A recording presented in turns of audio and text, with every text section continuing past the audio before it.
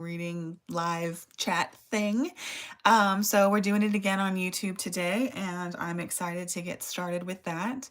So I'll just let people maybe filter in if that's going to happen, and then as per usual, we'll choose one of these decks that I've made, illustrated, written, whatever, for those of you who are just new following me on YouTube or discovering me accidentally. I don't really know how YouTube works, but yes, I'm Xia Hunt, and I create tarot decks from the ground up. I draw them, I write them, all that stuff. So we have a couple little updates for the Children of Ostara. For those of you who don't know yet, the Children of Ostara is my most recently finished tarot deck. It's in a series called the Children of the Wheel series, which is going to be 8 decks, 4 tarot decks, and 4 oracle decks. They're going to have the same exact card back, but different card faces for all of the fronts so that people can mix and match between the series as they like. There's always going to be an open black edition with the standard 78 cards of a tarot deck, and then a closed limited gold edition with 80 cards. There's going to be 2 extra cards, and they're going to be otherwise the same, except the gold editions have the 2 extra cards and the gold foil and stuff. So anyway, on Wednesdays, because Mercury is the ruler of Wednesday, and so I'm hoping helps bestow these lives with a bit of eloquence, a bit of accuracy. Every Wednesday, I try to get together with some folks and draw some cards and really get into the imagery and the symbolism of the tarot cards, what they mean generally, their correspondences outside of these specific decks, but just in general, such as their numerological and astrological correspondences. And then we talk about, like, how the cards read individually and how they read together and what they might mean for you in a reading or just for your edification, just to know. So I'll start off with a couple announcements. So the Children of Ostara decks are shipping to me now, and they should get here on the 11th, which means we'll be fulfilling all of those Kickstarter orders first from the 11th. When we started doing wholesale some people have done wholesale orders from other countries through Kickstarter, so we've started with those big bulk orders because they can be drop shipped from the manufacturer. But once, oh, hello, at the gym, nice. Gotta get that heartbeat up, right? All those physical things, so fun. I'm like, I just got a new puppy. I just got a new little corgi puppy over the weekend, and she's not a gym, but lots of exercise with that. Good morning, good morning. So anyway, so on November 11th, the tarot decks should arrive to me, and then we'll be able to start shipping out as soon as possible. We're going to be doing those in batches, so and then at that time, backers will be charged for shipping and any extra add-ons that they've added through BackerKit. So just to clarify and make sure everybody's on the same page, when you pledged through Kickstarter, that only covered your Kickstarter reward. Shipping was not included. And so, and if you added any extra add-ons after the campaign through BackerKit, then that also was not accounted for. So there will be a secondary charge for shipping at the very least, and any add-ons that you've purchased. If you handled your add-ons through Kickstarter, then that's great. You only have to cover shipping. So just so everybody's aware, because I know it's been a while, and BackerKit is it's pretty well established at this point. I think a lot of creators use it because it's very difficult to time shipping and get the prices correct and accurate when you do a Kickstarter, because the Kickstarter takes so long, and then the manufacturing takes so long, and the prices of shipping changes, like, I don't know, sometimes every day. It just depends what's going on in the world, the price of gas, any strikes, that kind of thing. So that's that's a big variable. So BackerKit just helps creators to charge shipping at the moment that they're actually ready to ship, which is really valuable. Most people, I think, are generally kind of aware of how that works, but in case you're not, I think that sometimes then maybe everybody's like, oh no, I already paid, why am I getting charged? But it's just shipping unless you've added add-ons through BackerKit, and then it's shipping and add-ons. Okay, so hello. Could we use the Nameless One today? Yes, we definitely can. So this is how we do it. First come, first serve. People request the deck, and then we work with the deck. So I'm almost done with announcements, and then we'll get on and we'll draw some cards. And then we've got the nice Reaper, right? It's come to reap what we sow here with the Nameless One, which is great. And then I also want to mention a little bit about how these decks so far, now that I have all 3 of them like physically together, what their personalities and like strengths kind of are, because as a creator, I'm always so just like completely struck by how, I put all this research into it and all this intention into it, and I'm drawing it, and I have this vision in my head of how everything's going to come together, but they all just so have their own personalities. Like every time that I create a new deck, or that even that like, as I'm working on new decks, because and then it's hard for me to talk about the process too, because my Mars is in Gemini, right? So I'm in the 6th house, right? So I'm incredibly scattered with my duties, and I have like 10 projects going on at the same time, which is part of why it takes me so long to get any one finished. But if I don't do that, then I'll burn out and get bored. So but anyway, so I'm working on like 4 other decks right now. So even though I've only have 3 actually physically made, it feels like I have a lot more, because like I'm at various stages of completion with all these other projects, and it's very hard to manage. Like it's hard to communicate that exactly. But at any rate, something I have noticed is that once they're in the physical print, they're like their own entities. They're just completely different from me. It's like, in that respect, at least, it is kind of like having actual children or something, because you think, you know, I mean, you put everything into it, right? You know, you make this thing, you know, and then they're just totally different from you. They're just like, oh, I'm actually this now, you know? It's really wild. So I do think that there's some benefit to talking about like what kind of personalities these decks are, but the Nameless One is really fun, is really special. And so anyway, so let me just finish the announcements, and then we'll get back to that. Yes, so oh, and you have your Nameless One deck out too. Awesome. You can follow along with your guidebook and whatever else you like to use. So the Nameless One is the Nameless One's really special to me also, because it's my first, like, what I like to call offshoot decks, because the Children of the Wheel is a 7-parter, or sorry, is an 8-parter, excuse me, is an 8-part project. But I can't stand to be on the same track mentally and artistically for that long. So far the trend has been like, I made Litha, and then I made the Nameless One. I made Ostara, and I'm pretty sure the next one is either going to be Acanthus and Crow or the Onyx Tarot. It's difficult to tell at this point because I'm working on both of them at the same time, and I think it's going to be Acanthus and Crow Oracle next, but honestly, the Onyx Tarot is really calling to me. I'm really, for those of you who are familiar with my work, the Onyx Tarot is the black and white tarot deck that I'm working on. So I should have a test deck to show you guys at some point pretty soon here, maybe sometime early next year, which will be exciting. Anyway, let's not get too distracted. Where was I? Okay, yes. So the shipment is coming November 11th. We'll be locking, well, the backer kit store is already locked down, so you can't change anything. And then we are going to start shipping in batches. So if you don't get charged right away, or if things don't look like they're moving right away, just stay calm. That's normal. We have to get through quite a few people, and we can only do realistically maybe like 40 at a time. So it's, you know, it'll take us a couple months to get through everybody, but we will get through everyone. And if you're nervous, you can always email me at xiahunt@gmail.com, and just to check in, you know, it's not a big deal. So yeah, okay, so there's that. So I just got back from Poland, which was my first ever trip abroad by myself. Well, I was with my husband, right? But we were not like chaperoned, you know, by like grandparents or parents or whatever. It was like our adult trip overseas on our own, right? I'm a little old for that to have been my first time, but still, it's different dynamic because we had never traveled independently before on our own. I really suck at logistics. That might be expected for somebody who has ADHD and dyslexia, but I can't keep track of shit, and I don't know the time. I literally still can't keep track of like AM and PM in my own country, and then so having to switch over to like a 24-hour clock and try to book different airplanes and plane rides and trains. Let me just tell you really quick on the way back, okay? Because on accident, it would have made sense. So we went from Poznan to Kraków, right, in Poland, which are both really beautiful places, but they're like 5 hours apart on a train ride. And I booked the airport return and the airport like in and out for Poznan.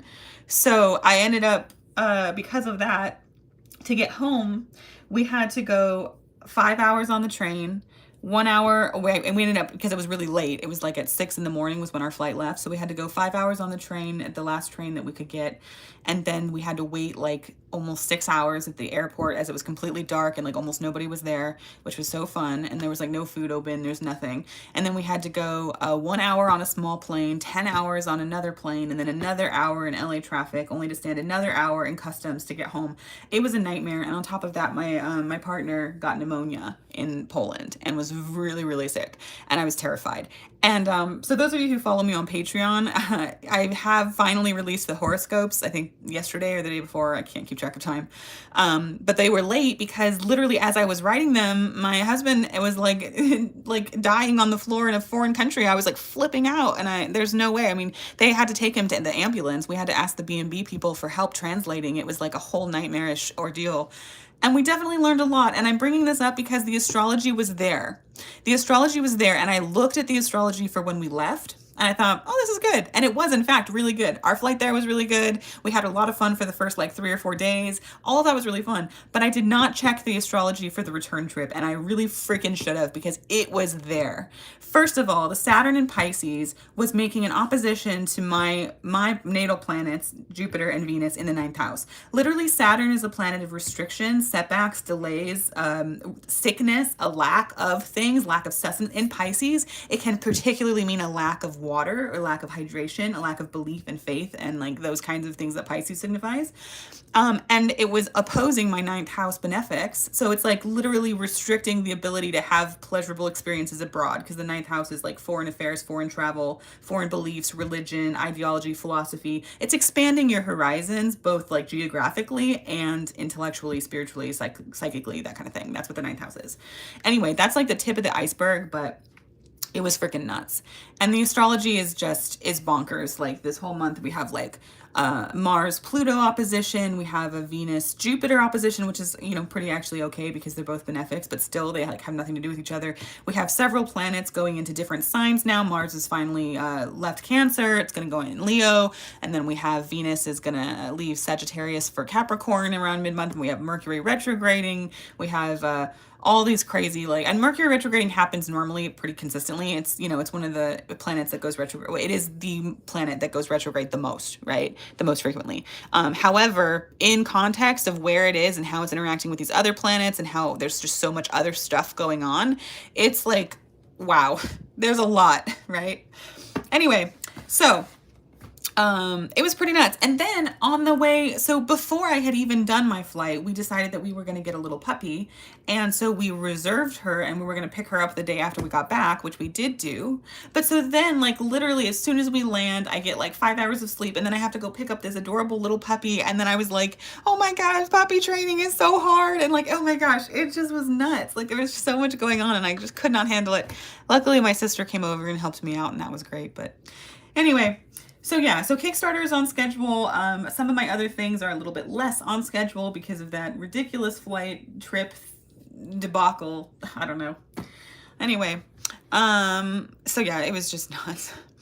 Yeah, I have a whole collection of tarot and oracle decks. I was rather amused to find that they have formed cliques. Oh yeah, thank you for saying that. Let's get back on track. I want to talk about, so the Nameless One, I find personality wise really loves shadow work. It really loves psychological, psychic, like really like felt connection. When you don't know what your problem is, when you don't know what the question should be, when you can't figure out how to articulate to yourself or to other people what the problem is, the Nameless One is amazing for that. I found that more than Litha or Ostara, if you can't quite articulate it, it's the Nameless One, because it's not a word issue, right? It's like it's going to connect with you on a more emotional, symbolic level, which now part of that is by design. That's why it has no names or titles. It's meant to be intuitive. It's meant to really draw you in, and so that you can project what you feel and see onto that imagery and work with that imagery in a really close one-on-one kind of manner without getting distracted by a title like, say, the Devil or the Fool or Temperance, and then laying preconceived notions based on the word.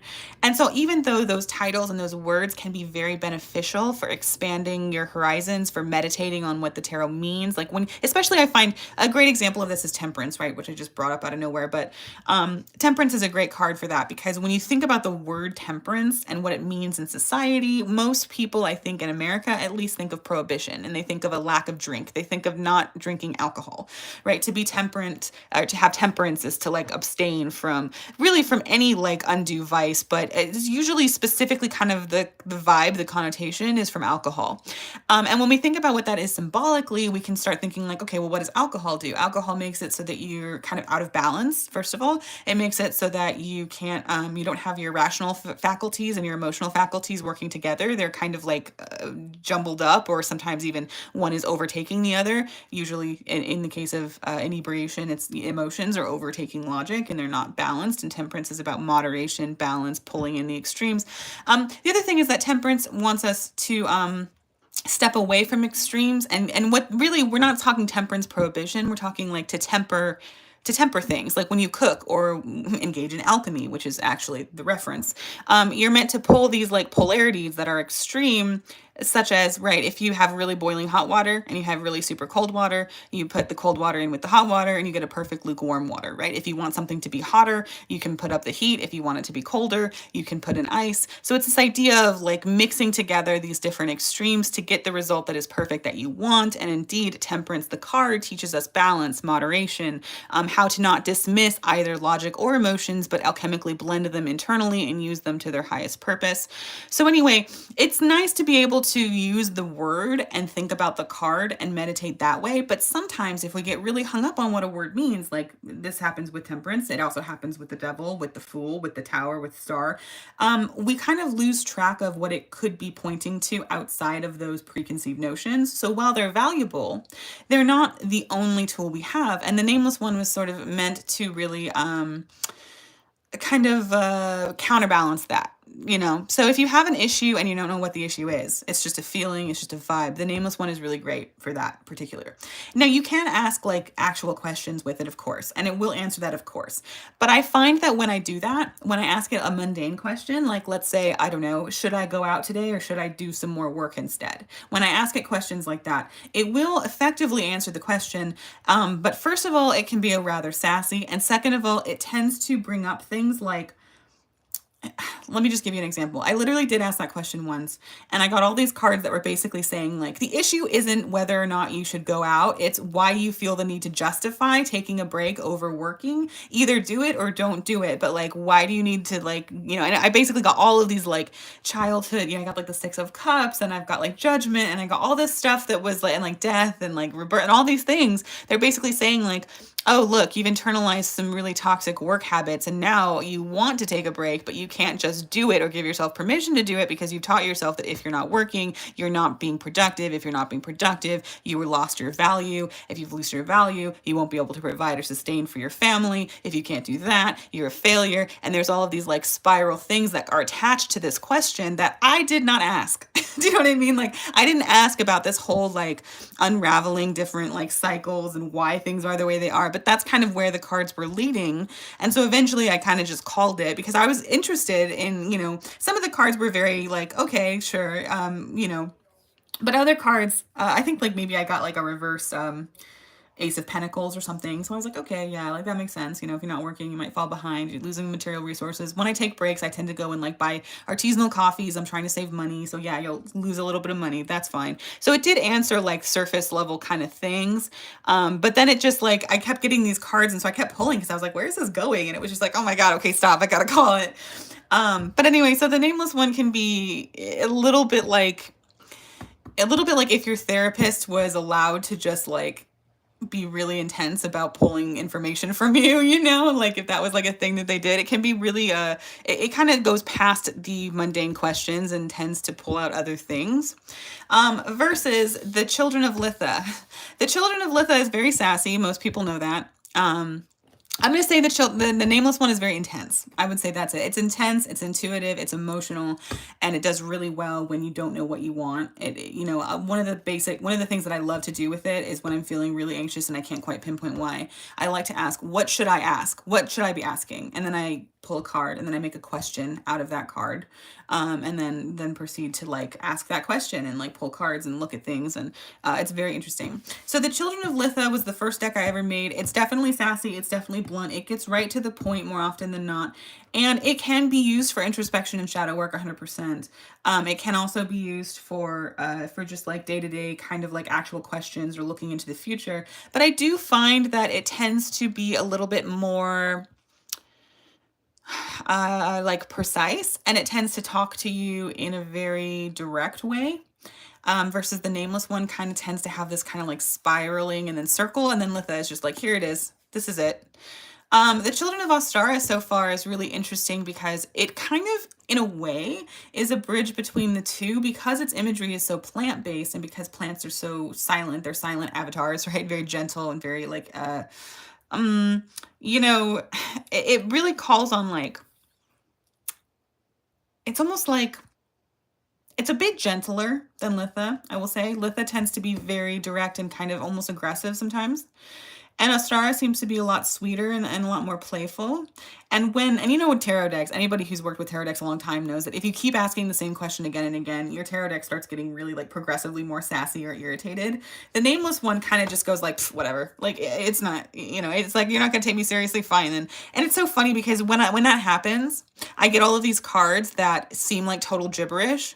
And then after time has passed, I'm like, actually, I think that was kind of a sassy response. That's just like, okay, well, this is all going to be Greek to you anyway, but here you go. Like, here's a bunch of stuff that you're, you know, whatever.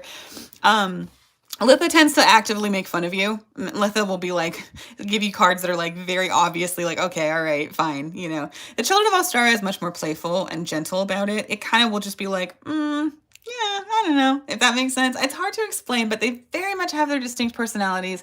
And I do think that the Children of Ostara so far is kind of a good blend of Litha and the Nameless One. It's definitely much more atmospheric and more romantic and a little bit subtler. So you're kind of, it's almost like because they are so based on plants, you're looking at environments a lot of the time. So it's almost like an environment for your question or something. It's really interesting, and I haven't done too much work yet with Litha and Ostara like as a tag team, but I really want to start doing that because I think that that could be a really cool way to like frame it, to do, okay, so like Litha is an issue and Ostara is like an environment or like a vibe around that thing, you know, because I think that they could really work well that way.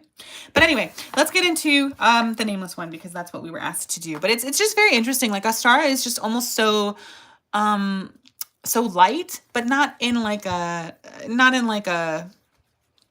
do I say this? Like it kind of goes in and out, you know what I mean? It's kind of like playful. That's all I can think of is just playful. Litha's very direct. The Nameless One is very intense, and Ostara so far is just kind of like whimsical and kind of playful and kind of sweet and serene. So far I've been really enjoying it. Let's say. Yes, I use it for shadow work. I find Litha to be so warm and fuzzy, like mother energy to me. Then again, my mom is sassy and direct. So there you go. Yeah, my mom is sassy and direct. So it's teaching you. It's like, yeah, some mothers are like that. I am also a sassy and direct mother, believe it or not. So. All right, so then how these lives work, right, is I'm going to ask the deck for some cards for the collective. If you want to claim this as your reading, now would be a good time to project your question into the cards via your, put your energy in the intercable, right? Just like really focus on your question and direct it as I shuffle. Otherwise, it's just going to be academic. We're just going to talk about the associations, what these cards mean, what they could mean together, separate, etc. And if there's any questions, comments, I always love to hear from the chat. So here we go. So I'm going to have to move it up a bit. As you know, the Nameless One is a hefty guy. Okay. Let's see. What does the chat need to know?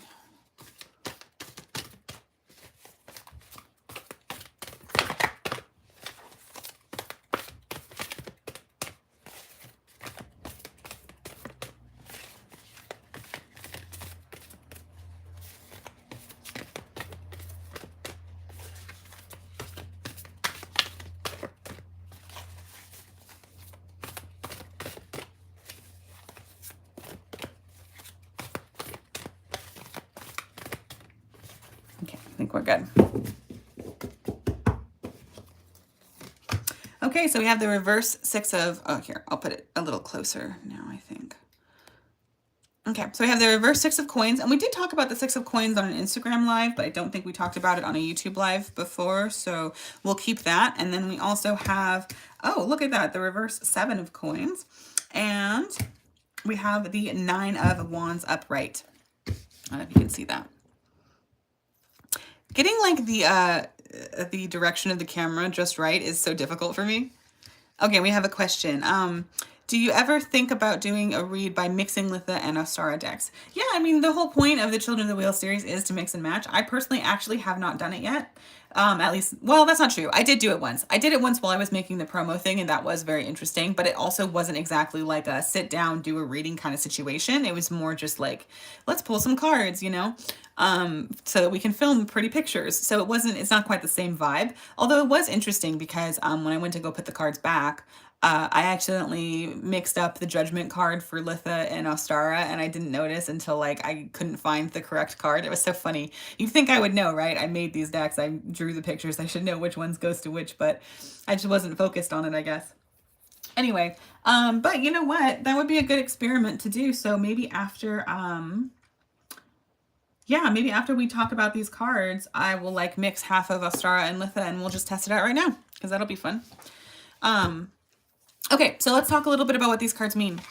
So this is the Six of Pentacles. I'll turn it upright while we're talking about it, just so you guys can see it a little bit better. This is some clues for the Nameless One, okay? So I know that there are no names and titles on the cards, and for some people that might be a little bit jarring at first, but I didn't leave you stranded. First of all, everything you need to know about the card is in the imagery itself. We can see their coins, so we know it's Pentacles and we know it's Earth. Another way to see this is that all of the minor cards will have the elemental glyph as part of their sigil as a secondary surrounding. So you know the elemental glyph is the downwards pointing triangle with the line through it. Now you can count the coins if you want. 1, 2, 3, 4, 5, 6, and that'll get you there as well. However, if you get lost or some of these cards are a little bit more subtle with not so much in the coins, but once you get like to branches, for example, there are certain cards like the Eight of Wands that use full pine trees as like 8 pine trees as 8 branches. So if that gets you lost, you can also look in here, and these dots also signify the number 1, 2, 3, 4, 5, 6. And that's for the same for every minor arcana card, 2 through 10. So when you have a sigil that looks like this, you know you're dealing with a minor and it's 2 through 10. And they're also color coded. All of the pentacles have green as a primary color and then a secondary color of some kind. So let's look at this one because we have it here too. So you can see the green and orange, and then this one also just happens to be like a green and a kind of brown, kind of copper orange as well. But let me pull one really quick so you can see like a different one. Okay, here's Virgo. This is the Mask of Virgo, which is the princess of the coin suit. So you can see here she's got pink and green, and she's still got the coins, and she's got the signs. All of the court cards are masks, and they're only masks, right? So if you get a mask, you know it's a member of the court. And then you can see here with the zodiac sign of Virgo is right here. This is Mercury. Up here is the ruler of Virgo. The constellation Virgo is mirrored on each side. You can see there's wheat in the hair. So we should be getting Virgo, right? Virgo, Virgo, Virgo. There's also the glyph here for Virgo. And if you know Virgo's an earth sign and you know that, you know, masks are court cards, then you should be able to figure out that this is a court card of the suit of Pentacles. And so, you know, and then anyway, so that's some ways you can figure that out. I want to show another court card, not court card, another earth card, like a minor, so you can see the different color things, because here we go. So this one is like green and yellow, right? And this is the 3. So yeah, so there's definitely like clues throughout the deck that will help you out. Anyway, so the Six of Pentacles, let's talk about what you've probably already heard the Six of Pentacles represents, right? So most people will say things that represents like generosity, gifts, helping each other out, balanced generosity, sustainable generosity, sustainable gift giving, and all of that is super true. I also want to get out my deck and wheel so I can show you guys. So I can show you guys that. 1 second.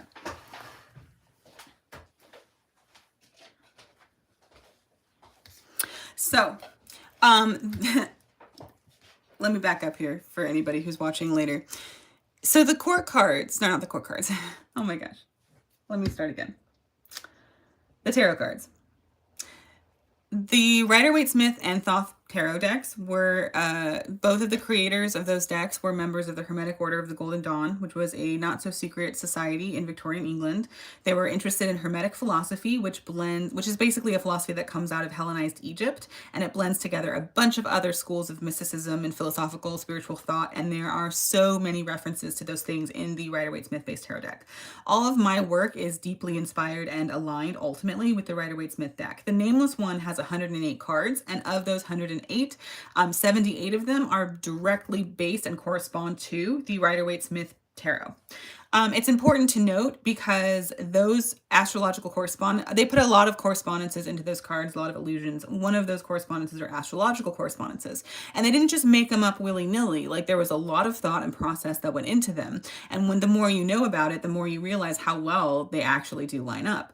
So another thing you might know is that the Rider-Waite-Smith deck was one of the first tarot decks that had illustrated minor cards and an illustrated minor arcana. Before that, they were kind of just geometric pip-looking designs, like 4 cups just had 4 cups, literally just 4 cups on them, sometimes with like a floral element for design purposes, but that was it. It looked not dissimilar to a modern playing card deck, and only the majors were illustrated. As far as I know, the Rider-Waite-Smith deck was the first tarot deck that had specifically illustrated minor arcana, and that's really relevant because what they were illustrating were the astrological decans. So in astrology, we have here 12 zodiac signs. Each of these 12 zodiac signs encompass a total of 30 degrees, and of those 30 degrees, they're further broken out into 10-degree segments, 3 10-degree segments, decan as in deca, which is 10. And those 3 10-degree subsegments are sub-ruled by a different planet as known by the ancients, right? The 7 sacred planets that can be seen by the naked eye.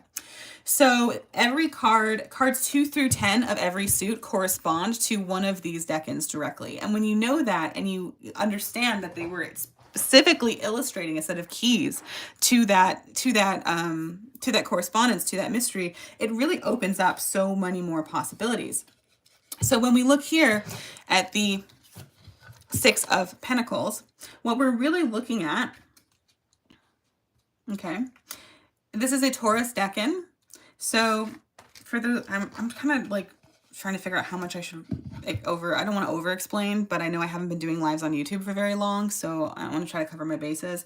So this is how you read the zodiac wheel. It starts at Aries and goes down. When we get to Taurus, this is 5, 6, and 7 of Pentacles.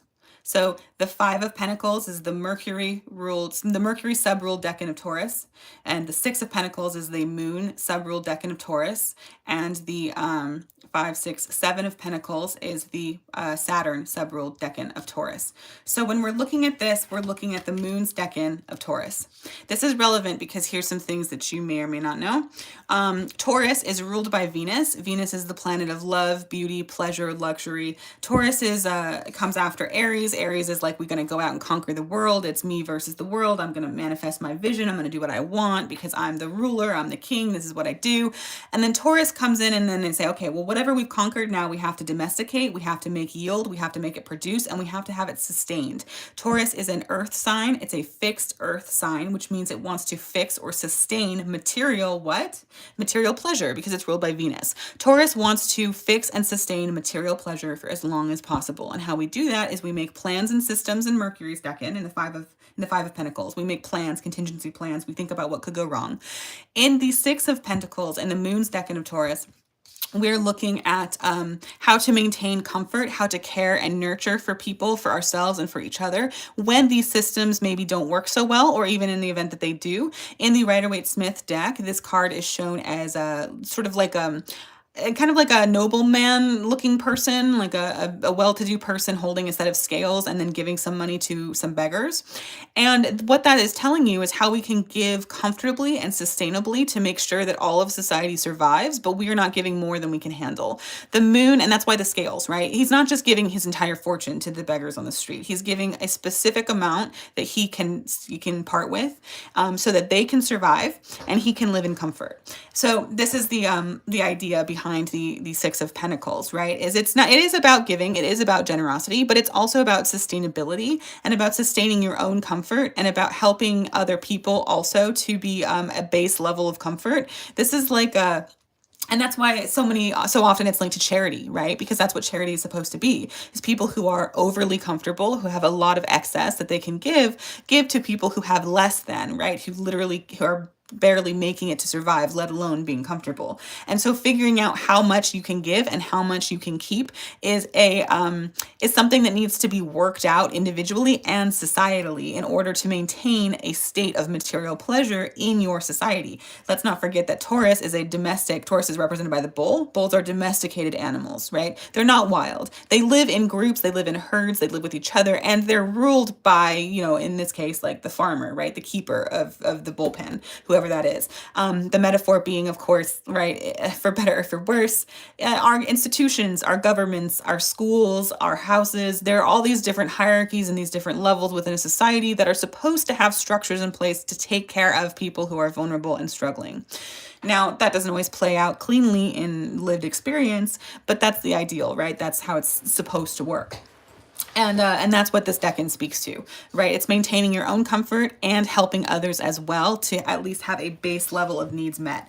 The moon in astrology represents mothering, nurturing, things that are vulnerable, things that need to be protected, comfort, moods, emotions. It's how we go about self-soothing. It's how we learn how to soothe based on how our caregivers cared for us, for better or for worse, and thus tend to influence how we care for other people going forward. So the moon is all about comfort and familiarity. The moon likes to nest. The moon wants to take care of things. And the moon also represents the physical body and the people in general, like the people, right? If you're a king and you're talking about like the common people, that's the moon.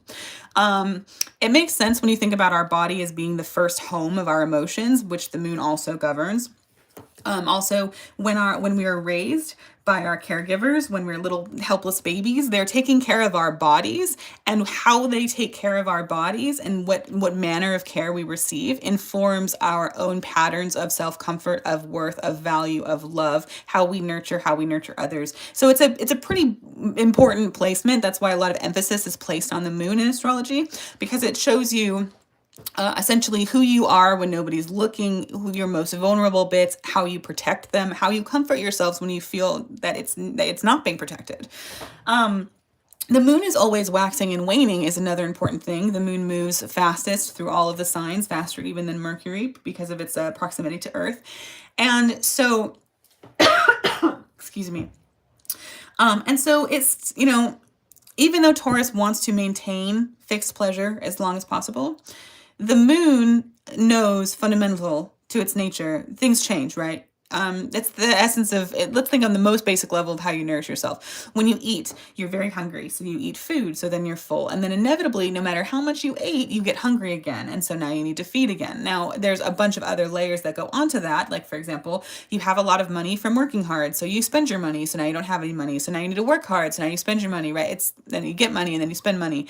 And the reason why I'm bringing up money in particular is because we are in the suit of Pentacles, and the suit of Pentacles is a material suit. Earth governs material existence, of which your finances and your money is definitely a big part. It's probably a more emphasized part in our current culture than it should be. However, the suit of Pentacles, the suit of Earth, the suit of coins, however you want to call that, also, things that are included in this are your physical body, because your physical body is a resource. Your physical body, food, shelter, education, because education and labor are how you provide for your body. There also states that you have your body prolonged in, like if you're doing labor, whatever it is. Like for me, I'm an artist, right? So I spend hours hunched over a computer. So my labor is going to inform not only my body, but my health, and then how I interact with that informs how I take care of myself. It moods, habits, priorities, and values I inherited from my caregiver. My mom was also a workaholic. She worked all the time, so I work all the time. How I self-soothe is I work all the time. When my husband was in the hospital, what did I do? I was drawing. I was working because I didn't know what else to do, and it freaked me out. So you can see how all of these things are like really deeply connected. And when we look at the Six of Pentacles, we're looking at specifically how we care for other people, which of course, yes, does say how we care for ourselves as well. It has something to do about that. And it's also just like sustainable giving, sustainable comfort, right? What do we need, absolutely need to feel comfortable? And then once that is secured, how much of that can we spare to give to somebody else? When we get the Six of Pentacles in a mundane reading, depending on how it plays out, remember it came to us reversed initially, so I'll get to that in a minute. I read with reversals. I'm a big advocate of that. If you don't, that's fine. People don't, and they get good results. I have always read with reversals. I don't want to get super like into it, but I'm a big fan of that. So I definitely do. But at any rate, let's see, where was I? Yes. So if you get it in a mundane reading, if it's upright, this is really nice because it's showing that somebody's probably going to help you or you're going to help somebody else. Either way, that's a very comfortable position to be in. If you're in a position where you're able to help somebody else sustainably, and again, because it's upright, I would say, yes, it's positive, it's sustainable, it's a good balanced expression or manifestation of this energy. If you are in a position to give to somebody else, That's great. That means you have kind of a lot, right? That means you're taken care of. And now not only are you taking care of yourself, you're doing your societal or your domestic obligations and responsibilities by taking care of those who need help, right? Whether that's, your loved one who's struggling with working really hard all day long, and so you say, you know what, I'm gonna go ahead and I'm gonna take care of dinner. I'm gonna clean the house. I'm gonna take the kids out of the room so that you can have the time that you need. That also is a Six of Pentacles act, right? Because you're seeing like, okay, I'm fine. I feel okay. I'm going to go ahead and take care of you now by, whatever means is helpful. Or if you see, if you're walking down the street and you see a homeless person and you're like, you know what, I have a home and my finances are really well. I'm going to give them a couple bucks, or I'm going to give them a gift card, or whatever it is. I'm going to give them some food, right? That means you're in a position, if you're in a position to give away food, you're incredibly lucky, right? Not everybody gets that luxury. And that's just a reality that we have to contend with. So if you're the one giving, you are, first of all, financially well, particularly because this is, at least relatively to somebody else. And this is because this is upright. That's why I'm saying this. I'm going to emphasize this because that is not the case when it's reversed. Keep that in mind, or at least potentially it's not the case.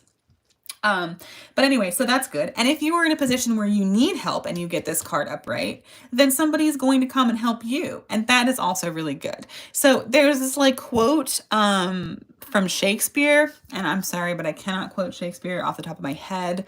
And they're talking specifically about mercy, but they talk about how it blesses like the giver and the receiver. And that is also how I view generosity. Generosity and mercy are really valuable virtues. And one of the most amazing parts of them is that both the person who receives and the person who gives are mutually blessed.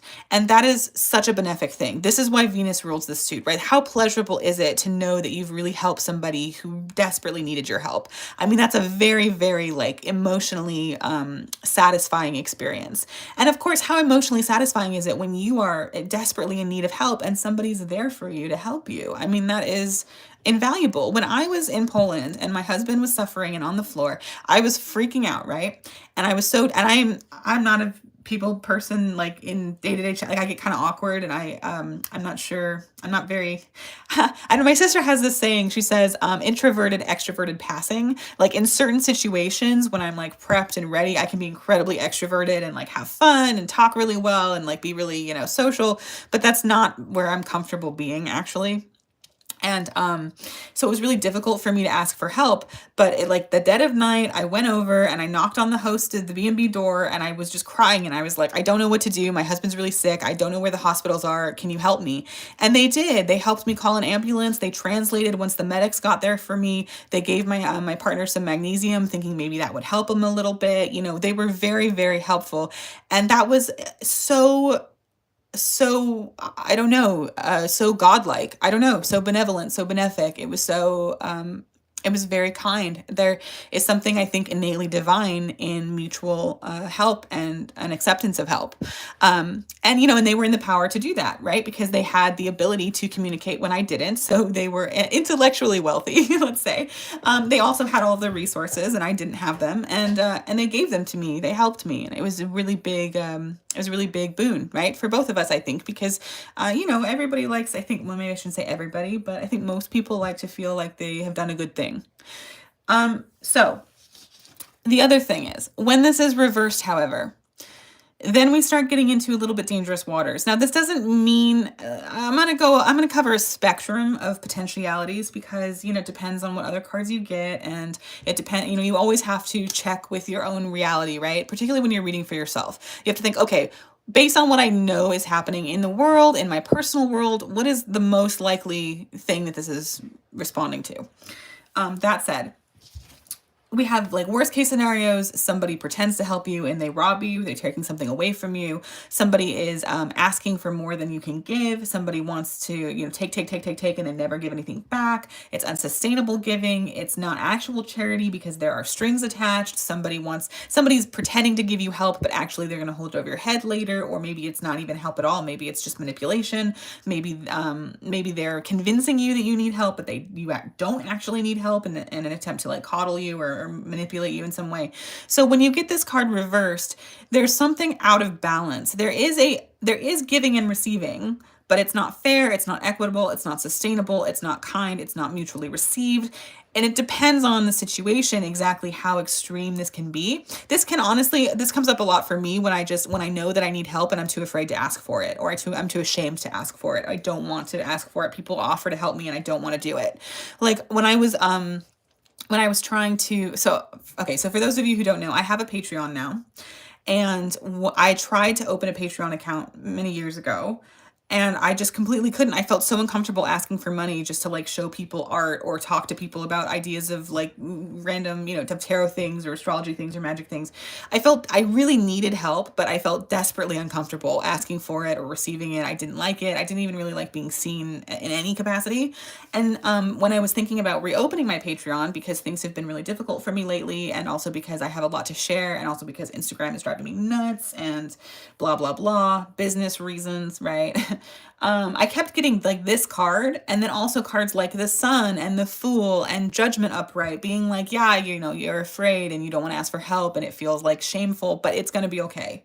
And sure enough, like it is okay. A lot of people, I mean, I don't have a ton of people on Patreon, but I have some people. It is helping monthly, which is really nice. And I get feedback from people who actually really appreciate my work and who are commenting on things and making me feel a lot better about things. And I've been able to do these podcast episodes, which I post on Patreon a month early, and then I post on YouTube for free, because I don't like the idea of making information that I find valuable or just that I have, right, that I've acquired. I don't like charging for it. I want to share information. I want to give everybody the information that they got potentially that could help them, right? That's something that I really want to do. It's something that I value, is this exchange of information.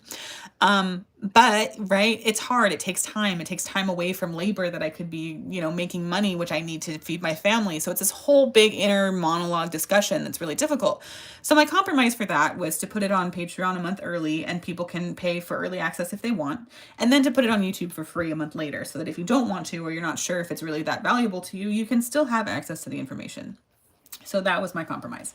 But the point is, so it can be anything from just like you are afraid to ask or receive help, from, somebody's like actively taking advantage of you or manipulating you or something. It depends on everything else going on, your own life and the other cards, how severe that's going to be. I also see this very much coming up for situations where you give somebody something or somebody gives you something and there's nothing said about it, but there are strings attached, right? Like one time I got this card forever ago, years and years ago. Somebody had lent me something, or somebody gave me something. They gave me an object.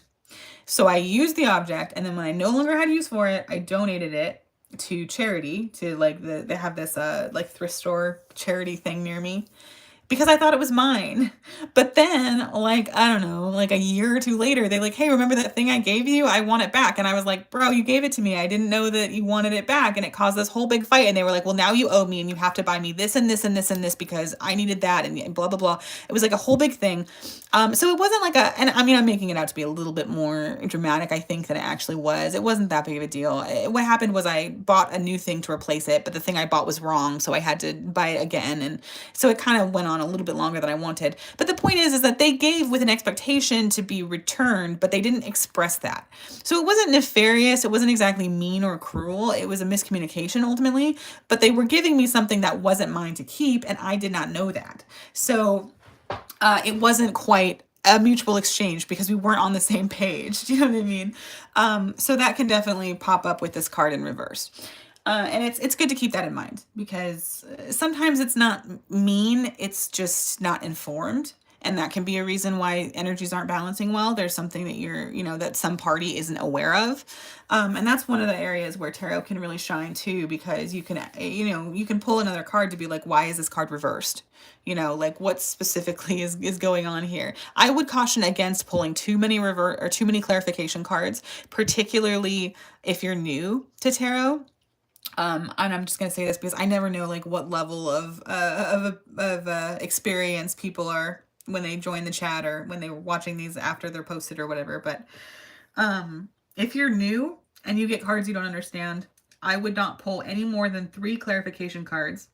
And if you still don't get it, take a picture of the entire spread, and then just wait wait and see, and you'll collect data, because guaranteed, if you do that, and you know, it could be a week, it could be a month, who knows, but eventually something will click and you'll be like, oh my God, that's totally what it meant. And then you can carry that information forward and you'll have a better understanding of what that card can mean in the future, or what those card combinations can mean. One of the best things you can do early on is just to take a quick photo on your phone of your spreads and then revisit it, like on every week, look at it again and say, what does this mean, right? What does this mean? And try to kind of figure it out.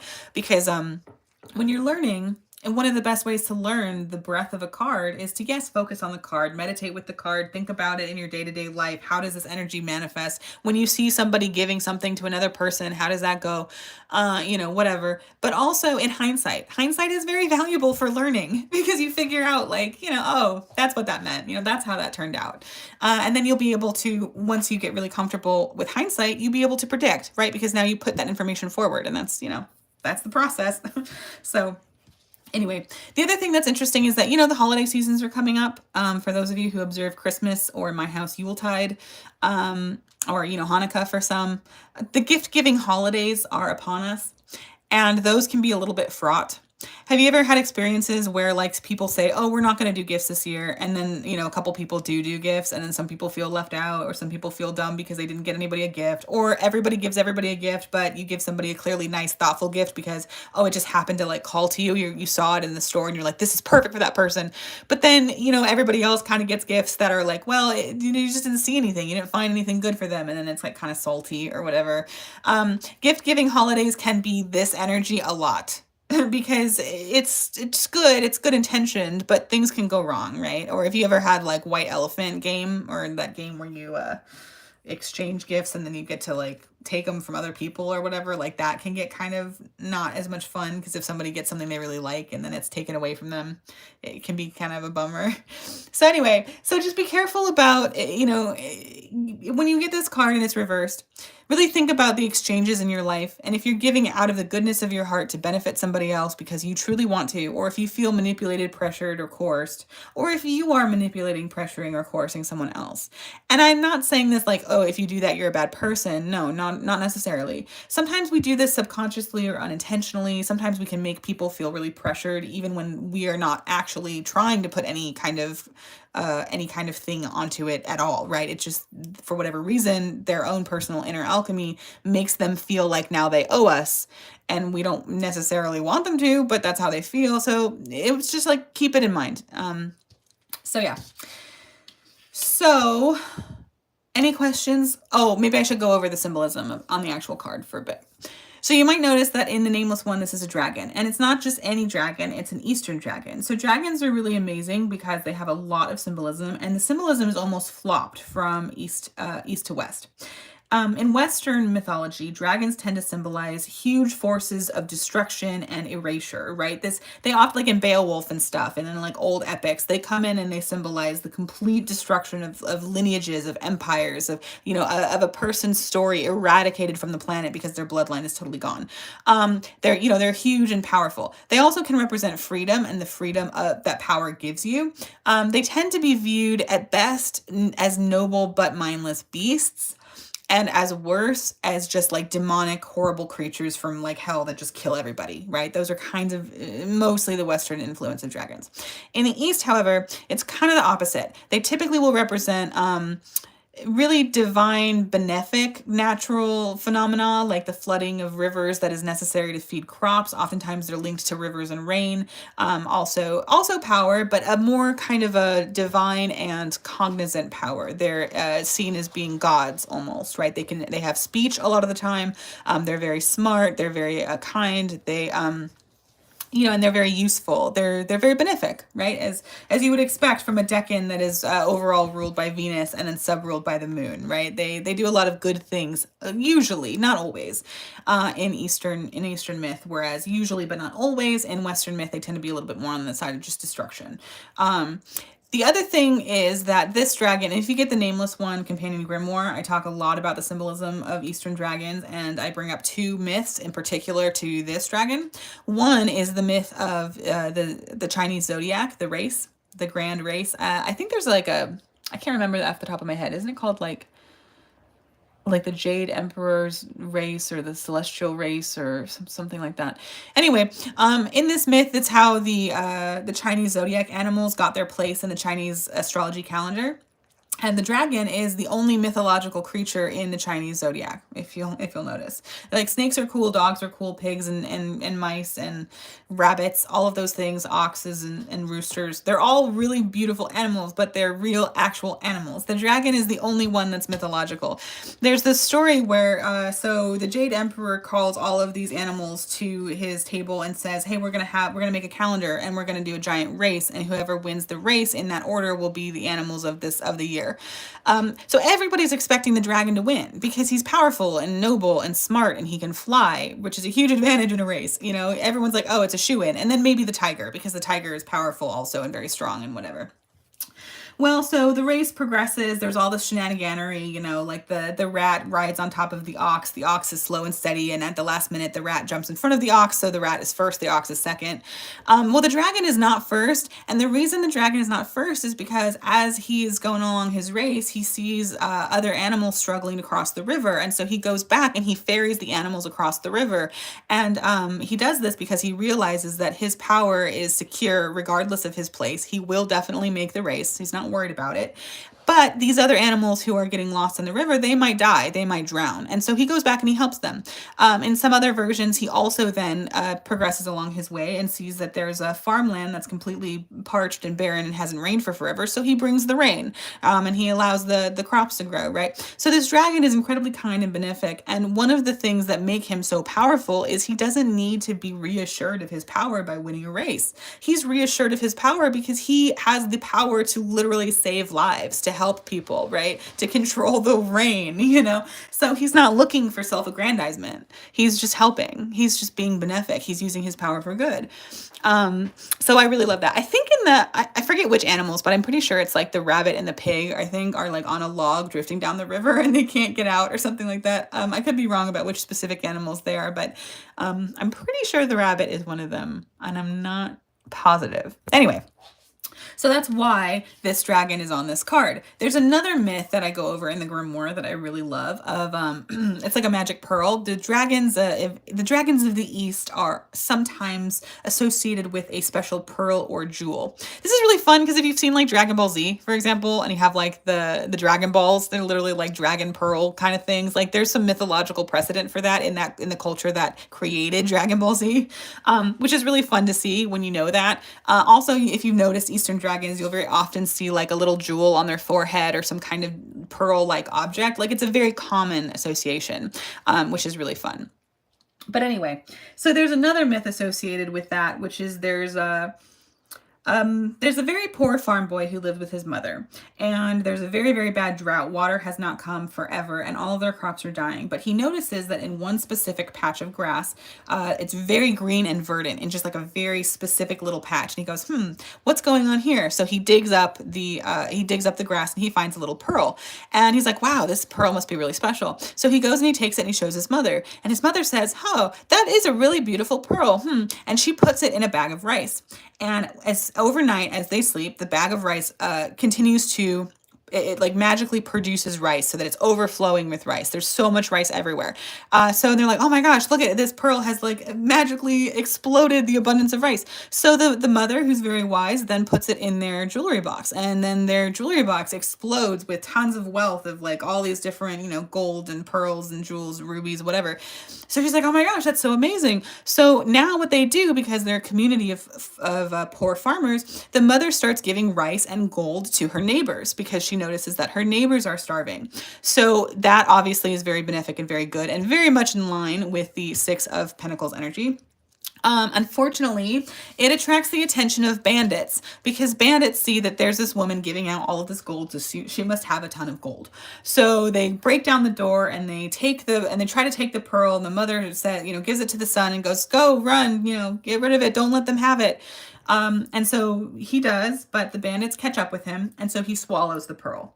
and to keep it from away from the bandits. And so when he swallows that pearl, he becomes overcome with thirst. He's so thirsty. So he runs to the river and he starts drinking all of the water in the river. And he does this over and over again to basically all the water that there is, all the water in the well, all the water everywhere. And he still is not satisfied. So, long story short, he gets turned into a dragon. He defeats the bandits, and then he brings the rain because he replenishes what he's taken from the land. He brings the rain, and finally the drought is ebbed, and now this like unnatural balance is restored. There's water. There's no magic pearl because it's, you know, in him. He's the dragon.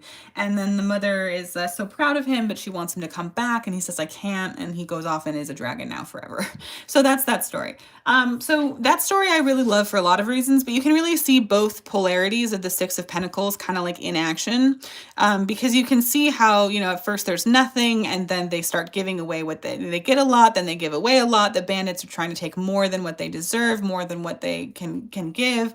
And then when he internalizes that endless need, that greed, he then takes all of the water, right? The true resource, the true limited resource. You know, rice and gold are important, but in the middle of the drought, water is really going to be the most important resource available. And he takes it all, right? Because he's swallowed that. He's internalized, out of fear, he's internalized that greed, that power, that need for more and more and more and more. And then eventually he's able to give that back and restore peace by bringing the rain as a dragon, right? As like ascending his humanity, ascending those baser needs, and et cetera, et cetera. So anyway, so those are some of the stories that are linked, and this is why I chose this motif for the Nameless One. Now, the other thing you could notice, perhaps without the use of those narratives, is that this dragon, while very obviously powerful and having all of these resources, does not appear to be overly malicious. He's very calm and kind of is supposed to look, you know, wise, sagely. He's got all that nice gray facial hair, and he's almost kind of like guarding, and yet you can get this sense that he's offering as well, right? There's no talons, there's no fangs, there's no obstacle really. So it's about, you know, using your best judgment, right? About giving what you can and also not being afraid to take what you need. So there's that. There's also in the coins are bamboo and the sun. And different bamboo will mean different things based on how many there are in an arrangement, according to a couple Eastern traditions. Japan and China, I think, both have this. I think Korea also. But anyway, it's very common to give like gifts of bamboo, and then the bundles, the amount of sticks in the like vase will mean something.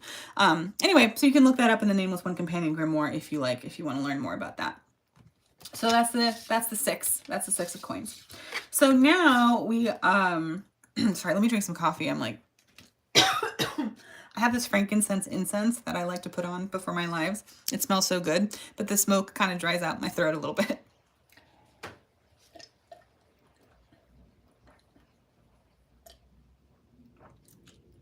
Okay. So, plus like I hate to be so distracted, but like that ADHD is so real in me. I just have to share with you that I got this new creamer that's like peppermint mocha creamer, and it's so good. I'm like really happy with it. Anyway, so again, we can see we have the downwards triangle with the line through it, so we know that's Earth. Although if we didn't know that, we could see, okay, there's coins. There's 1, 2, 3, 4, 5, 6, 7 coins. So 7 of coins, right? We can also see we've got the brooms and the pumpkins. This is very earthly imagery, so that should help. And then again here on the sigil, we have 1, 2, 3, 4, 5, 6, 7. So we should be able to see the 7 of coins, even though there is no name or title. You can still see that if you need it, right? Oh, and I forgot. We should go over what the sigils actually mean, since we're talking about the Nameless One. So before I move on from the 6, this is the Nameless One book that comes with the deck. I'll just show you guys. I'm sure most of you are already aware, but bear with me. I can't stand to overlook somebody who's just like, what's the book? What's the grimoire? Why are those different? Okay. This is the book that comes with the deck. All of the Nameless One decks come with this book inside of the box. You get it for free with the deck. Okay, and then you can find we just passed it. You can find the card that you need just by flipping through and matching the picture. Very intuitive, lots of fun. There it is. So I'll save that for a minute. If you want, if you like to know what the artist intent was, if you like to have more information available to you, then you can also buy this, the Nameless One Companion Grimoire. This grimoire is not a little white book. It's a huge, big black book. So yeah, I just wanted to show you guys that. The grimoire comes with just a ton of stuff extra. I mean, it's just got a ton of stuff. It's got a bunch of introductory material. It gives like full spreads, and just I'm just gonna go over the 6 of coins so we can see it really quick. I love a big book, you guys. I want to write more big books, but I think I'm gonna need an actual editor. I think I'm gonna need to look for a legitimate professional editor and somehow pay them money because this book was edited by obviously myself, my mom, and my sister's friend from college, and my friend from high school. We all looked over this, but now I don't want to make it sound more rinky-dink than it is. My mom is an English major graduate. She's got degrees and stuff in it. She's a technical writer, so she's pretty good at that. My sister is also an English major. She was helping me with content. My sister's friend is an editor, but she was like, is it like a beginner editor, I think at the time. I'm not sure what she is now. And then my friend from high school also was helping me more, had gone to the same art school that I did, so they were helping me both look at typos but also formatting stuff. So I was very blessed to have the volunteer help that I did. They were very qualified volunteer help, but it was still volunteered help nonetheless, and a lot kind of slipped through the cracks, and I think that it would be probably just better if I hired somebody. So I'm going to allow comments on this live. If you know anybody who's like a legitimate professional editor, I might be looking in the future.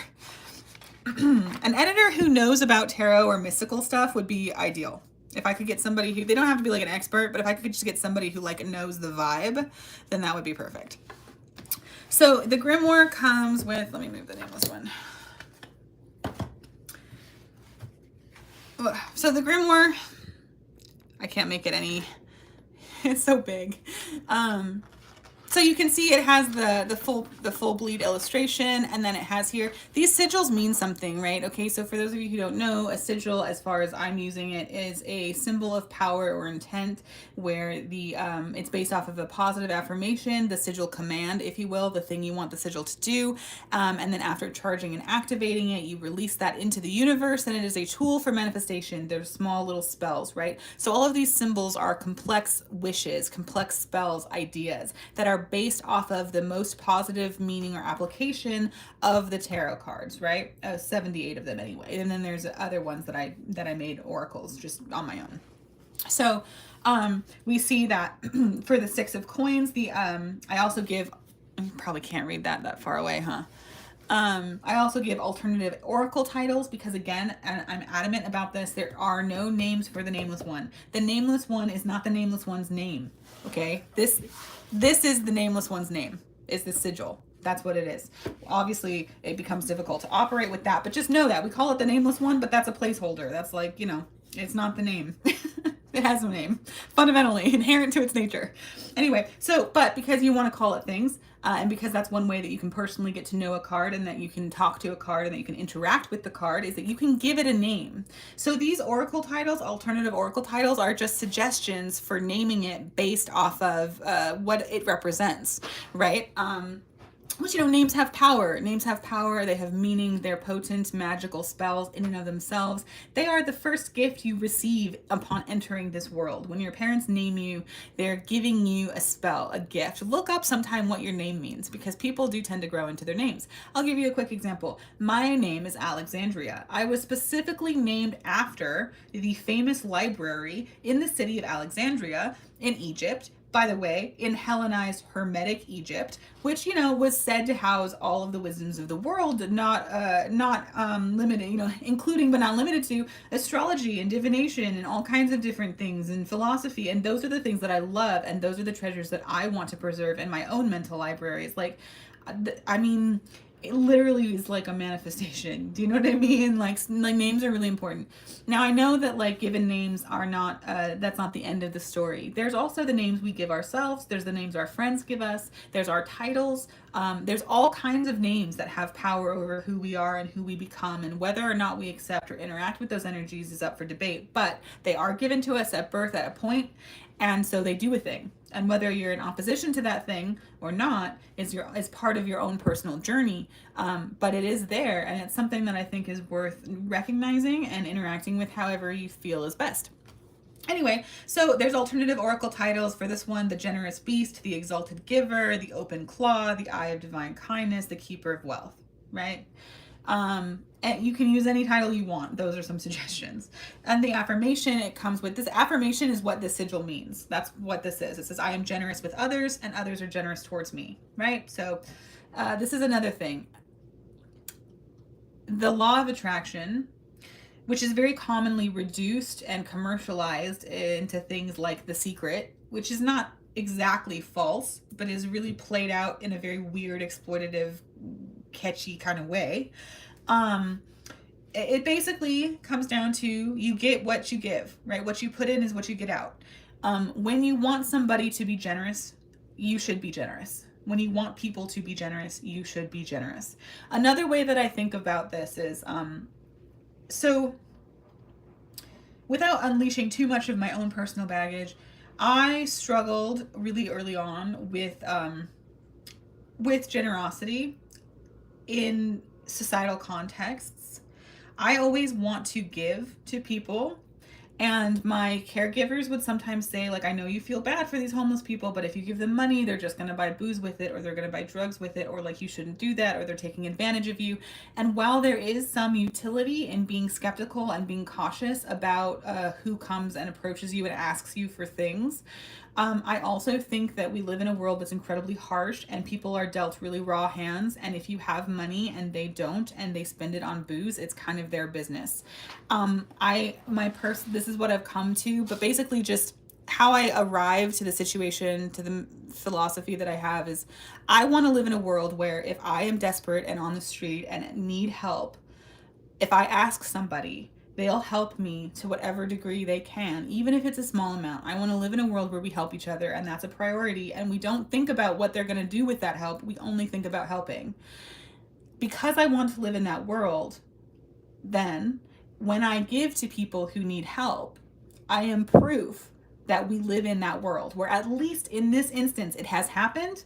And because I know that I am not a singularity in the world, that one thing that happens must happen again and again and again, because nothing is a singularity, then I can prove to myself that we do live in a world where that happens. Maybe not all the time, maybe not as much as it needs to, but it does happen, right? And in other words, right, you be the change you want to see in the world. I know that sounds cliche, and I know that everybody's at different parts in their lives, and not everyone is always able to give all the time.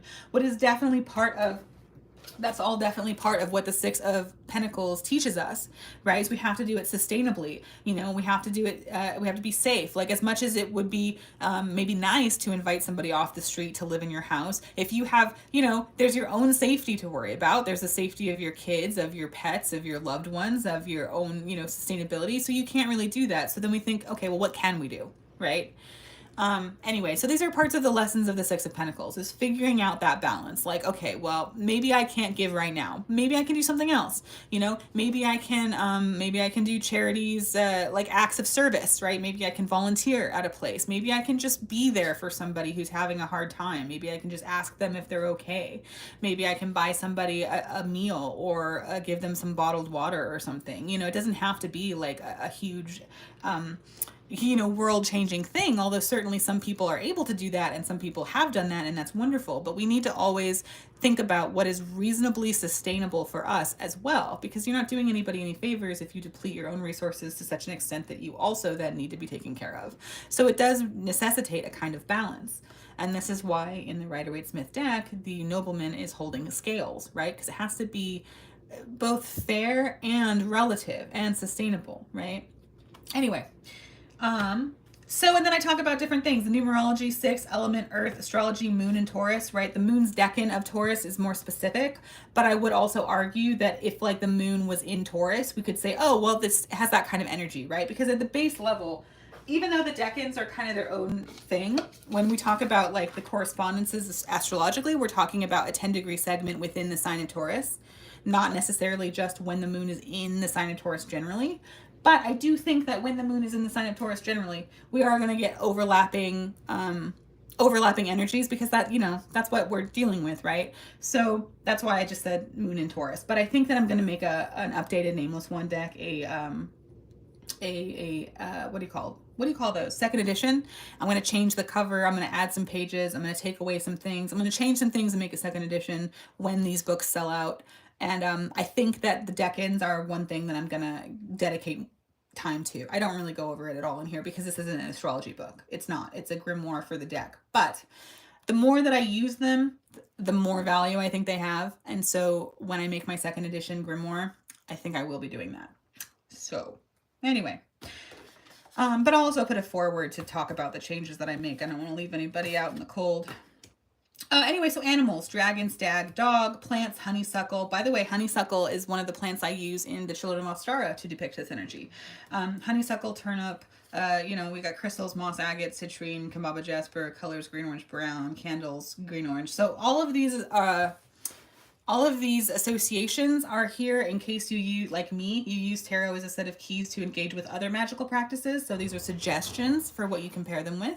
They're not prescriptions necessarily. You can take what you like and you can dismiss the rest, but these are my suggestions. Also, I do a poem. I love to write poetry, and the tarot is incredibly inspiring to me, so all of the cards come with a poem.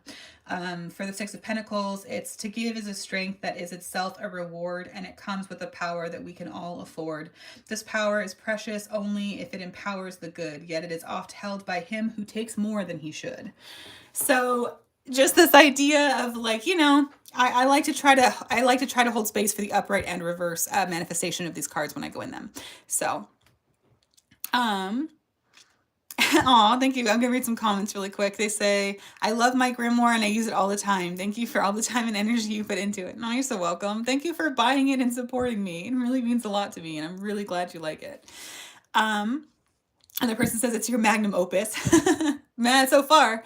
Perhaps not always. I'm actually really expecting the Onyx Tarot to be pretty remarkable. I don't want to toot my own horn. I have Saturn opposing Mercury in my own natal chart, and what that means is, at least for me, it also is opposing my sun. What that means for me is that I go through these periods where I either feel like, oh, I'm a genius, I can do anything, I'm so amazing and capable and smart, I'm just going to make this whole entire book and I'm not even going to worry about it. Or I go through phases where I'm like, oh my God, I'm the dumbest piece of crap on the entire planet. I have no right to say anything about anything, let alone this, with this huge tradition and all of these rules and this mysticism. And I'm still learning all the time. And all of the things that I said before are maybe not as accurately stated as they could have been said if I had known this other thing. And like, because, Saturn creates a lack and an insecurity. And when it opposes Mercury, a planet of intelligence, of communication, and your sun, which is your purpose, your personality, how your spirit illuminates things on earth, right? Then it creates this kind of tug of war where you either feel incredibly intellectually capable or incredibly intellectually insufficient. And I struggle with that all the time. So it's hard. Right now, I'm feeling really good about the Onyx Tarot. Who knows how I'm going to be feeling about it a month from now, a year from now, after it's made, whatever. I can't guarantee. My bouts of confidence are notoriously short-lived. So we'll see. But anyway, thank you. I'm glad you like it. It says, hello, I was trying to find your lives on Instagram. Glad I clocked on YouTube and found you. Yes, thank you so much. Sorry, I'm trying to change over and do more lives on YouTube instead of Instagram because Instagram kept kicking me off. And YouTube's been pretty fun so far. Hopefully the internet keeps up and I don't get kicked off because I really don't like doing part 2 kind of things. So anyway, it's been happening more and more lately, but oh well. Anyways, I'm glad you could find me. Sorry to confuse you. Another person says, toot toot, you should totally toot your own horn. Oh, thank you. Yeah, well, I'm a Leo, and we're kind of known for doing that. And I'm also a Leo who has a Chiron in Leo and that whole Saturn opposition thing. And so it usually ends up happening where I'll feel really confident and then feel really ashamed of feeling really confident. It's really annoying, but whatever. That's my chart. It's what I got to work with. So anyway, so that's the first page. Then it will go through. I'm only going to do this for the Six of Pentacles, you guys, because it's just going to take too long otherwise. But then there's an overview of like what the card means, upright, bullet points, reverse bullet points, what the sigil means, and suggestions for using it. Just so that you know, this is everything that's in here. It's more, but let me start over. Everything that's in this small book comes from here. They're little specific bits from this overview page and nothing more. This is enough to get you through a reading, however, and if you're a more intuitive reader and you want to use your own associations and you don't want to have more influence from like artist intent or whatever, then you definitely do not need the grimoire. It's a very expensive purchase because these books are incredibly difficult and expensive to make, and I'm sorry about that. And they weigh a lot of money, or they weigh a lot, which means that shipping it costs a lot of money a lot of the times. So if you're an intuitive reader and you don't really like being told how to interpret cards, then don't buy it. I don't want you to regret it. You will have this, which will tell you what the affirmations are if you're curious, and a general upright and reversed, and that's totally enough to get you through the readings. I don't want you to be regretting it. On the other hand, if you like artist intent, if you like all of the learning more information, then this could be good for you, because I go through also the coins, what all the coins mean, the different bamboos. Dragon has its own little subheading. I go through what the dragon means. I talk about the different myths. I think with the dragon, I talk about specifically the zodiac myth. And then over here on the next page, there's the pearl or gem, where I talk about the other myth that we went over. And then the color also has symbolism. And then like a little kind of closing page or whatever. You could, if you like writing in your books, usually, although not always, there's a little bit of leftover space at the end, so you can put notes there if you want. It's not really for that, it's just the end of it, but it just ends up being so that a lot of the times that happens. So if you're somebody who likes to annotate, then that might be useful for you. It didn't happen with this one. This one was totally filled up, but sometimes it happens. That was just sort of an editing thing. It wasn't like a formatting thing. It wasn't really, it's not meant for notes per se. And then the end of the grimoire has appendixes that are meant to be helpful. So it has, okay, so it has tarot spreads suggestions. There's one for every sign in the zodiac, and then plus a couple extras. There's quite a few spreads in the back. Quite a few spreads. As I was saying, then I could talk about sigil magic. I teach you how to make your own sigils the way that I make sigils. If you're interested in that, I give you an example of how I made a sigil. I talk about the different surroundings you can put them in. And then this was the final sigil. And then I also have a master list of all of the sigils in the deck, all of their affirmations. So that might be useful. There's also extra sigils that were unlocked through Kickstarter that didn't make it into the deck. One of the things that was cool about the Nameless One is that for the Kickstarter reward tier, one of the reward tiers was like a custom sigil. And of those custom sigils, I asked people if they'd be comfortable like sharing theirs for a vote. And then that's how I decided the extra cards in the Nameless One tarot deck. Some of them I made myself, but then the rest were voted on by the community. And so all of the extra ones went in here. So there's extra sigils not in the deck that are just in the grimoire.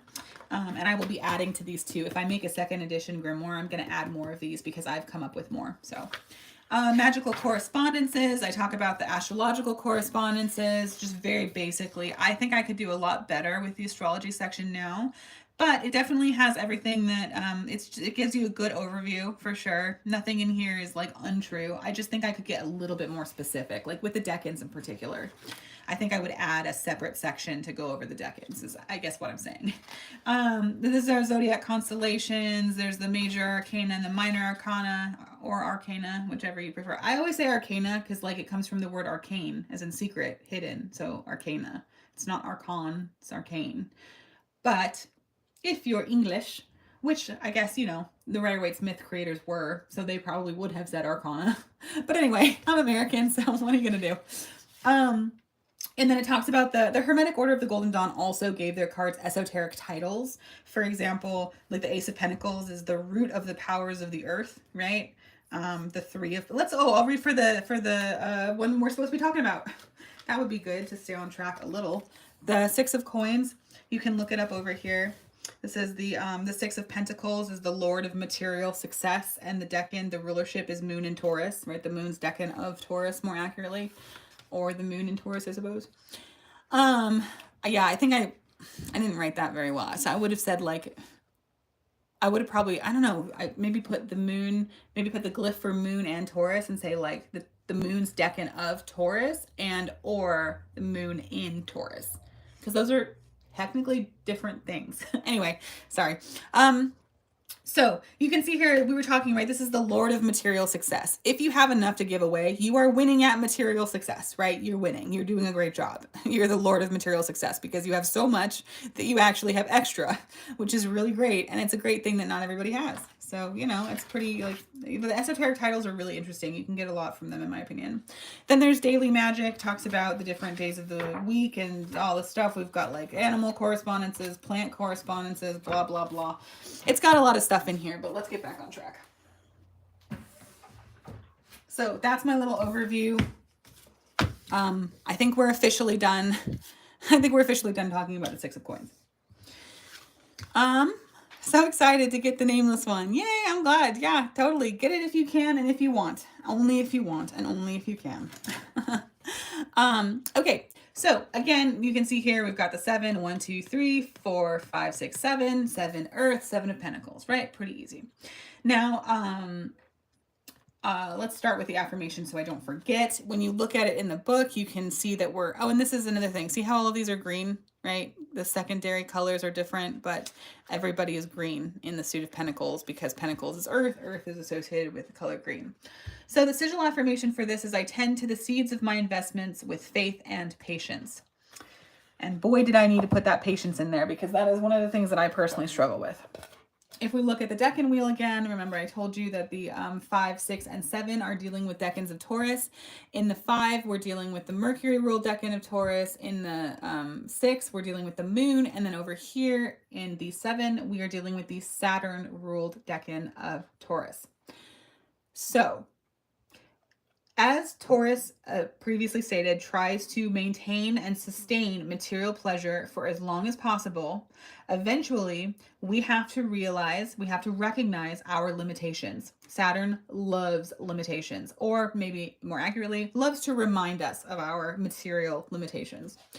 So it doesn't matter how much we get, it doesn't matter how much we give, eventually we will have come to a point where we've done all we can do. It doesn't matter how much we plan or prep or pray.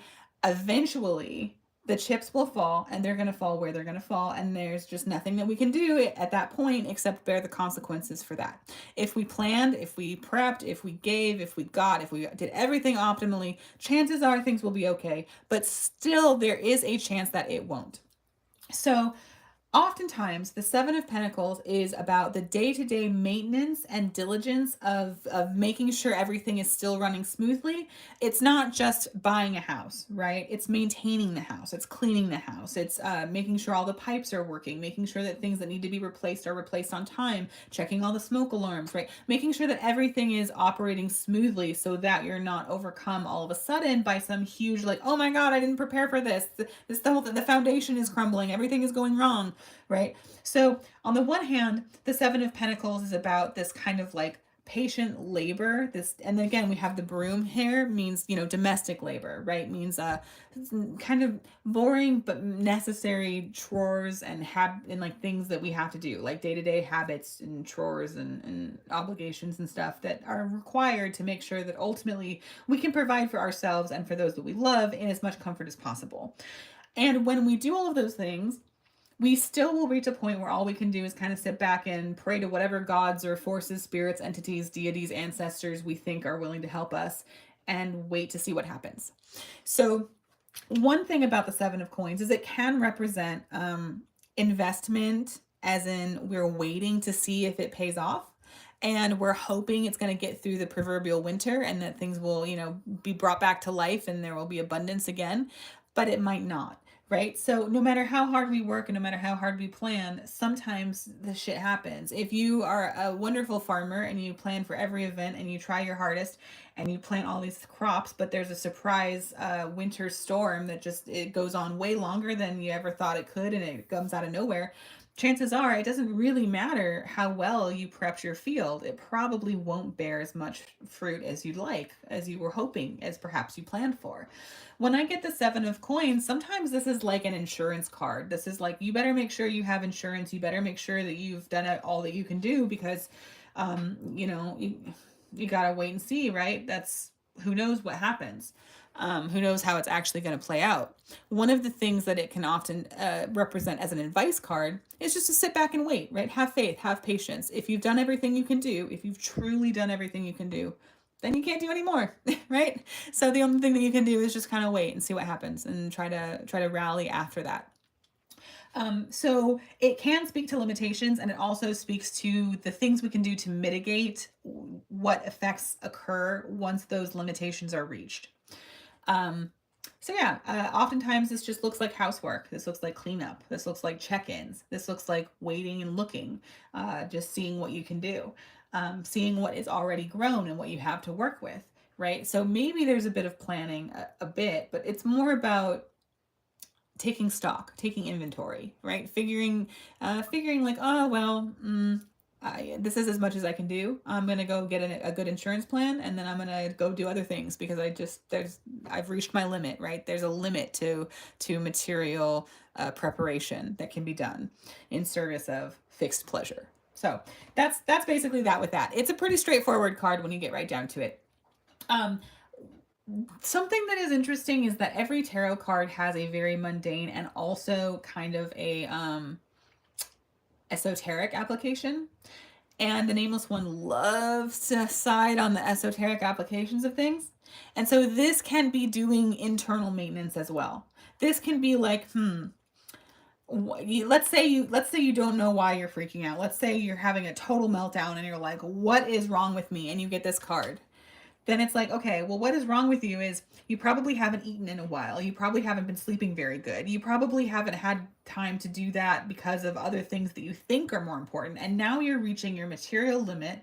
And why are you reaching that material limit? And what do you do now, right? And like, and I'm reminded of this flow chart I saw once where it was like, there's a huge problem was at the top. And then it was like, is there something you can do? Yes. Okay, do the thing. Okay, don't worry about it. And then on the other side was like, is there nothing you can do? And then it went straight to, don't worry about it, right? Either way, it's like, if there's a problem, we need to sit and realistically consider our limitations here, right? Is the reason we're freaking out because we've overexerted ourselves? We've made too many promises. We set our expectations too high. We didn't plan for any kind of failure. We didn't take into account the things that we should have, right?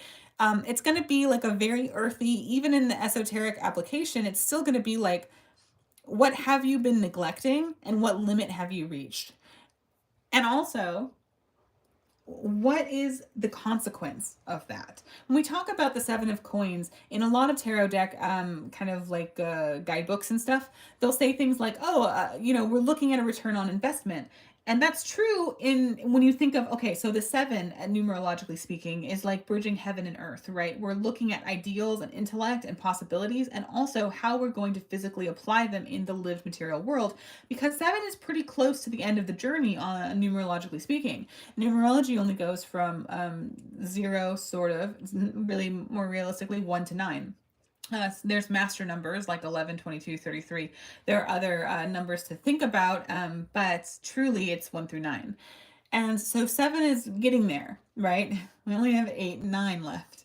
So we're trying to figure out, basically, have we done all that we can do? And when the answer is yes, and the result is to sit and wait, what happens is we start seeing a return on that investment, for good or for ill. I also think about the story of the ants and the grasshoppers. It's like an Aesop's fable, but the ants work really hard and the grasshopper just chills out all summer long and is having fun. And the grasshopper's like, why are you ants working so hard? It's so beautiful and fun. You should enjoy the day. And the ants are like, well, it's nice now, but the winter's coming and we want to be prepared. So the grasshopper's like, you guys are dumb, whatever, I'm not doing that. And so, lo and behold, the winter comes and the ants are fine and the grasshopper dies. So that's the kind of return on investment that can potentially show up depending on the situation. If this is reversed, that's kind of what we're looking at. Like, you're not done. There's something left over. There's something we still have to think about, to take into account, or something might happen that is unforeseen and you need to have contingency plans. You need to have insurance, even though it's like literally evil and criminal that they make money off of nothing happening. And then once it happens, insurance companies try their hardest not to help you. It's so frustrating. However, sometimes insurance can be necessary and can be good, right? So it's something that we have to work with. You can totally tell my my personal opinion on insurance companies, but I don't think the idea is bad, but I think the application is bad and tends to bring out corporate greed in a way that I am just completely not okay with. I mean, not that like greed on a large scale is ever a cool thing to contend with, but like literally making money off of all of the good things never going wrong. And then the one time something actually happens and you've already paid this company like thousands of dollars over the years and they try so hard not to help you. Really? Anyway, whatever. It's fine. We don't have to go there. But the point is, when this card comes up reversed, we're thinking it's over and it's not over, or we have more things to plan for, we have more things to maintenance and to take care of, and we should do that because chances are we won't have a very long opportunity before things start getting solidified and start manifesting more materially. When we're talking about numerology, it makes a lot of sense, right? Like I said before, we have 7 and we only have 8 or 9. We have 2 more cards. By the time it gets to 10 in tarot, or really 9 in numerology, things are already set in the way that they are. And then we can go from there, sure, but it's happened already. So it's manifested, it's in the material. Nothing can be done about it. So, when it's reversed, that's not the case. And we should use that to our advantage as best as possible. Because once that is the case, if this card is reversed and nothing is done, chances are the investment, the return on investment you get, the consequence is not going to be very pleasurable.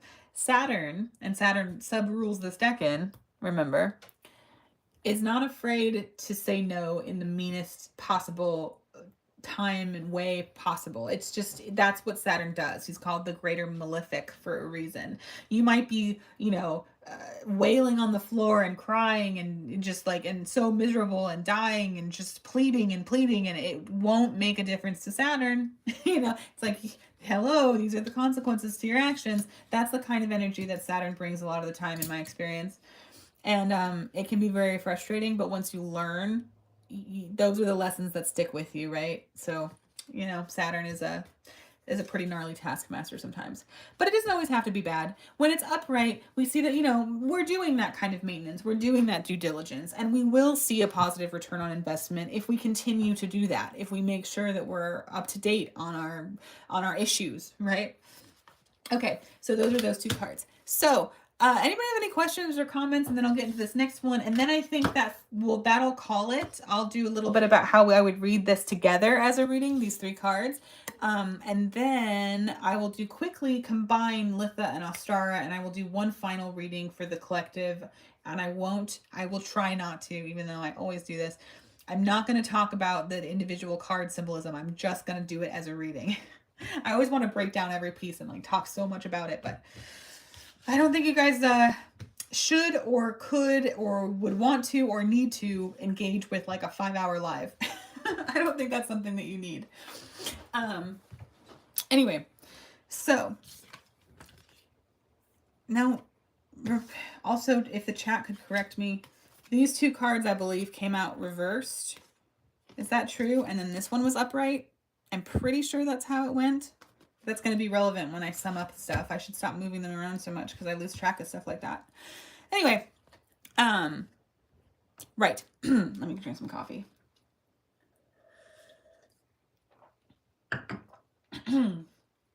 So,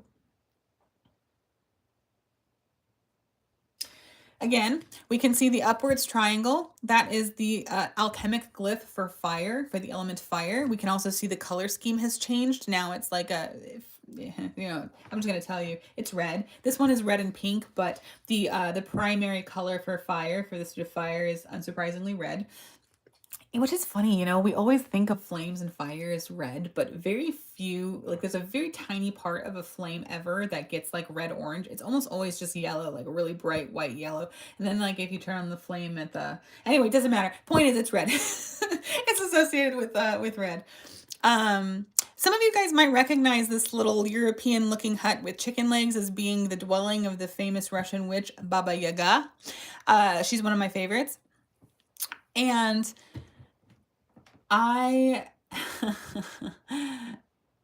sorry, there's way too much information to really dissect on that. But suffice to say, Baba Yaga is a witch that lives in the woods, and various travelers will go to her only in times of great peril and never at their own free will. It's never because they like just want to do it. There's always some extenuating circumstance that compels them to travel and push themselves further than they've ever gone.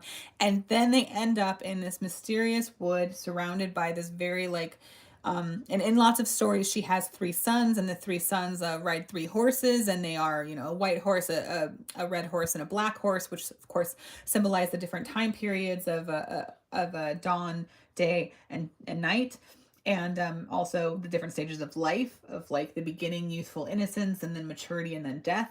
And she's often linked to keeping of times. She's associated with bathhouses and children and infant mortality. This is because Russian peasant women often would give birth in bathhouses, seeing as they were warm, protected from the elements, and relatively clean. Baba Yaga steals children oftentimes. She sometimes devours people. She sometimes gives them magical boons that allow them to overcome their obstacles and ascend to heights previously unimaginable. Depends on the story, depends on the protagonist. But suffice to say, when you approach the hut of Baba Yaga, it is because if you do not enter, you will die. If you enter her hut, you might die. But if you stay outside, you will die. This is why people interact with her, right? She's a scary crone kind of figure. Some people think perhaps a leftover crone goddess from a pagan pantheon long forgotten. Some people think no, it's just like a grandmotherly fairy tale story. It depends on your on who you read. If you think that, I prefer to think of her as a goddess, but that's me being romantic. Anyway, it doesn't matter. Point is, famous witch, maybe the most famous witch. And one of the things that she does is she has these posts with skulls on them. That's relevant in a lot of the stories. In some of the stories, all of the stakes in the ground have a skull except for one. The implication being that that one is for you potentially, which is kind of cool. Also, you can these are the wands too, right? 1, 2, 3, 4, 5, 6, 7, 8, 9. These are blackthorn flowers, blackthorn branches. I don't know if you can. There you go. There we go. If you can see that, blackthorn has a long association with witches. First of all, blackthorn is a tree. The bark from the tree is incredibly hard and super thorny. In some mythologies, no, I should say fairy tales because those are different, but I always use them interchangeably. But anyway, in some stories, giants carry clubs made of blackthorn branches. In some stories, blackthorn trees grow where witches dwell. Sometimes they protect witches from their persecutors. Blackthorns also represent adversity, the trials of time, hardship, because their bark is very hard, because they're very thorny, and because they bloom with these really beautiful white flowers at the very, very, very, very, very, very worst parts of winter. Like, they often bloom, like at the turning point of winter to spring, but when winter is like so strong, like imagine like the strongest that winter is, and then it starts receding and becomes spring. That's like the mythology of blackthorn branches, right? Because they bloom after like the worst, right? Like the darkest is before the dawn or whatever. It's that kind of idea. So it represents adversity, and it also represents hope. It also represents an opportunity for overcoming. Like, you've made it this far, you're almost there, you just need to go a little bit further. And that's kind of what both Baba Yaga functions as in the narrative, and also what blackthorn brambles and branches also symbolize. So the idea, right, is that if they can overcome, if the protagonists can overcome Baba Yaga and survive her trials, they are given some kind of reward, which is usually a magical item or items, or potentially princesses in one case I think I read. It depends. who your protagonist is. But anyway, and whatever it is, whatever happens after Baba Yaga's hut is way easier. It's way faster. Things tend to settle after that, but that's the hardest, scariest part, is overcoming that. So when we get into the Nine of Wands, we're talking about nearing the end of the narrative suit begun by the Ace of Wands. And the Ace of Wands is like a big motivator, right? It's literally lighting the fire under your butt that gets you moving. It's you're motivated to do something, whatever it is, a creativity, spark, you know, big lights on in the head, that kind of like, yes, I'm motivated, I'm passionate, I'm going to do this, you know? Like the Ace of Swords is like, okay, I see things clearly, I understand now. But the Ace of Wands is like, I'm in this, right? Like it's in my bones. I feel it. We're going. We're pumped. We're psyched. We're doing this.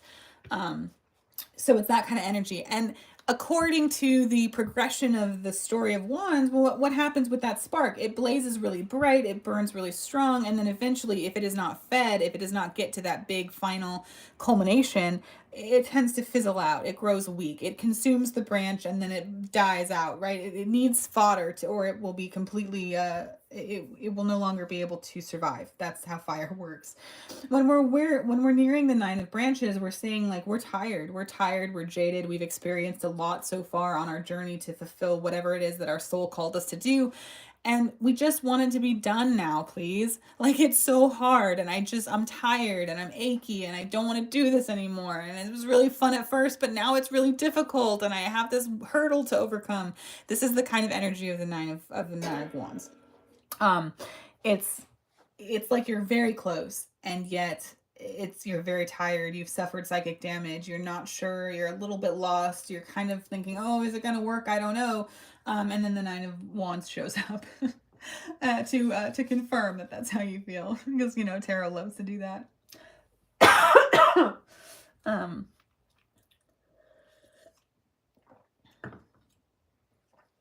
So let's talk about the decans. This is also a lunar card. This was the moon sub-ruled decan of the zodiac sign Taurus, and this is the moon sub-ruled decan of the zodiac sign of Sagittarius.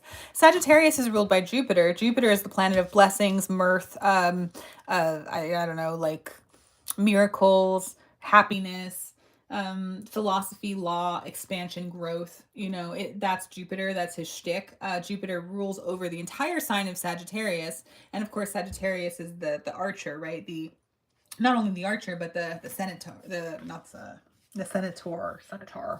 centaur.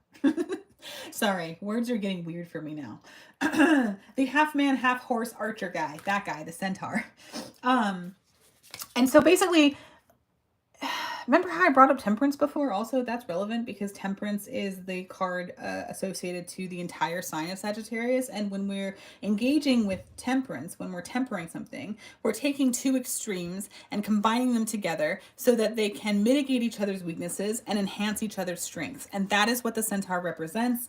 That is why it's a man horse. It's all of the power and speed and swiftness and like just raw energy of the horse with the cognitive ability of man, with the ability to plan and to think and to make tools. That's why he's an archer. He uses tools, go even farther than either of those two could go on their own. And that's essentially what that means. Sagittarius unifies because Jupiter is the planet of unification, and how it unifies is the Sagittarian way of combining or synthesizing many different things and putting them together to make something better than they ever could have been on their own. So that's generally what we're working with Sagittarius. Well, that's an incredibly optimistic, very fiery thing, but Sagittarius is a mutable sign, which means it changes a lot. And so there's a tendency to make really optimistic goals, promises, ideas, to really shoot for the stars and have them miss a lot because Jupiter doesn't always pay attention to the details. Jupiter and Saturn are like antithesis. They're totally polar opposites in many respects.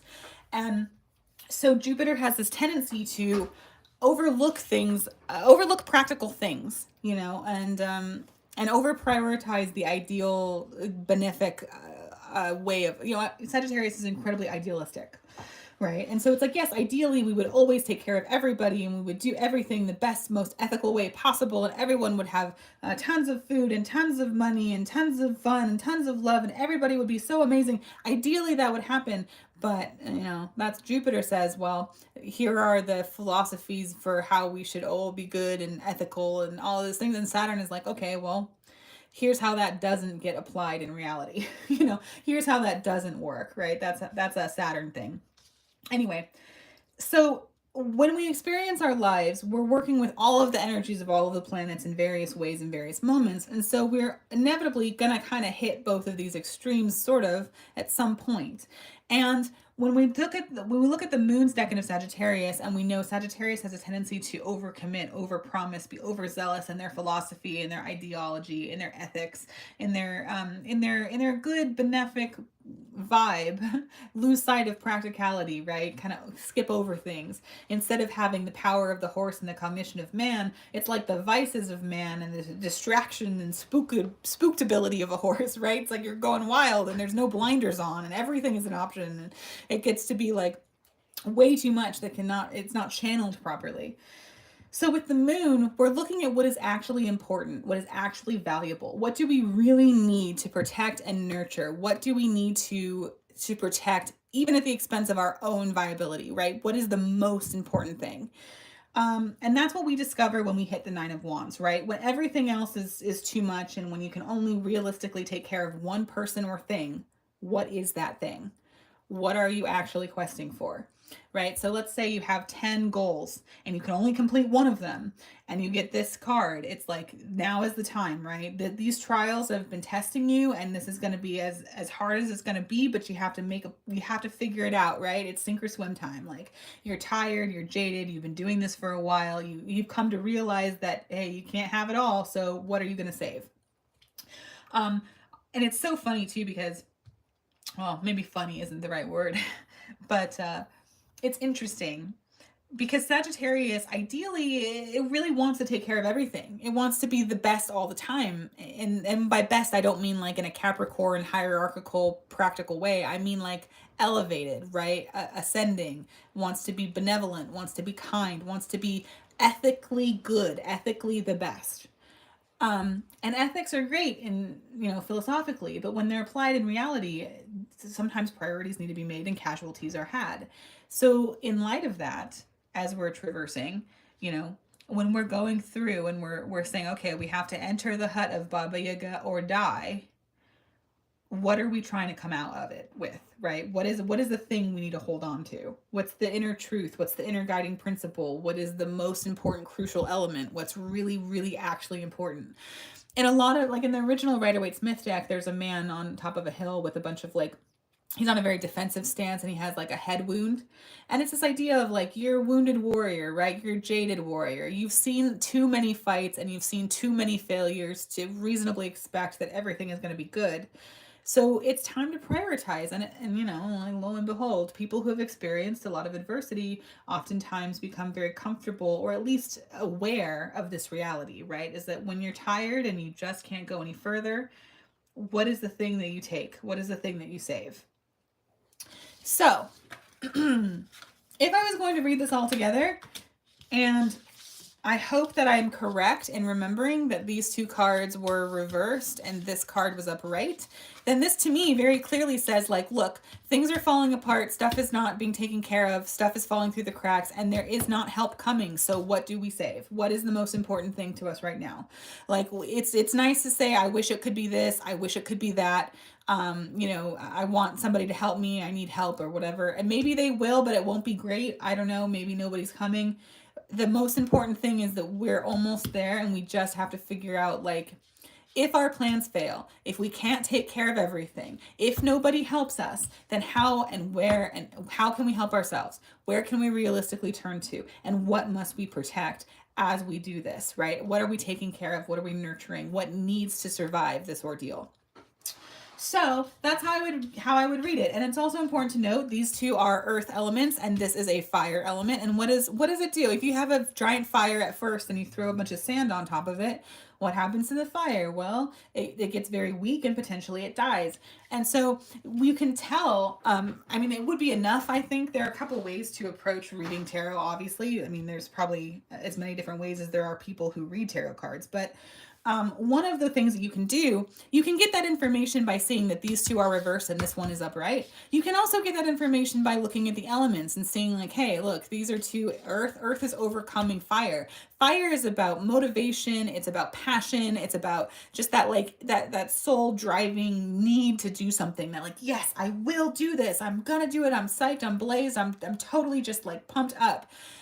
But earth is about practicality. It's about limitations, material limitations and material resources. And so it's, have you ever had an experience where you had a great idea that you were really passionate about and then some really practical Saturnian figure was like, well, have you considered funding? Have you considered long-term consequences? Have you considered childcare? Have you considered this and that and the other thing? It's really hard to maintain an enthusiastic and optimistic perspective when material limitations get in the way. Like, it's one thing to say, for example, I'm gonna look, okay, this is something that I personally struggle with, right? I want all my tarot decks to be as perfect and beautiful and well researched as possible. I want them to be absolutely premium quality tools for people who are very serious about this, who need art and beauty and wisdom and utility and tradition and new things as well, right? And a new slant on things, all in the same package. And so ideally, with the Sagittarian ideals, right, I'd be like, yes, it has to be this like huge, big, good thing. But practically speaking, first of all, one of the things that I personally contend with over and over and over again, so I know as much as I know in any given moment. And I'm always open to more information. I'm on my own journey as well. I'm always learning new things. And sometimes I get in a situation where, like for example, the Litha deck. I made the Children of Litha and I stand by that deck. It's a beautiful deck. It's wonderful. People tell me all the time that they love it. I personally think it's really great for beginners. And at the same time, if I could go back in time, I think I might, well, I wouldn't have made that deck. I would have made something else, right? Because I was where I was at that time. And so I have to contend with the fact that at that time, there was a lot that I didn't know. There's a lot that I did know, but there's a lot that I have learned since then. And that's part of my motivation for continually making more decks, because I'm always learning new things and always learning to look at things slightly differently.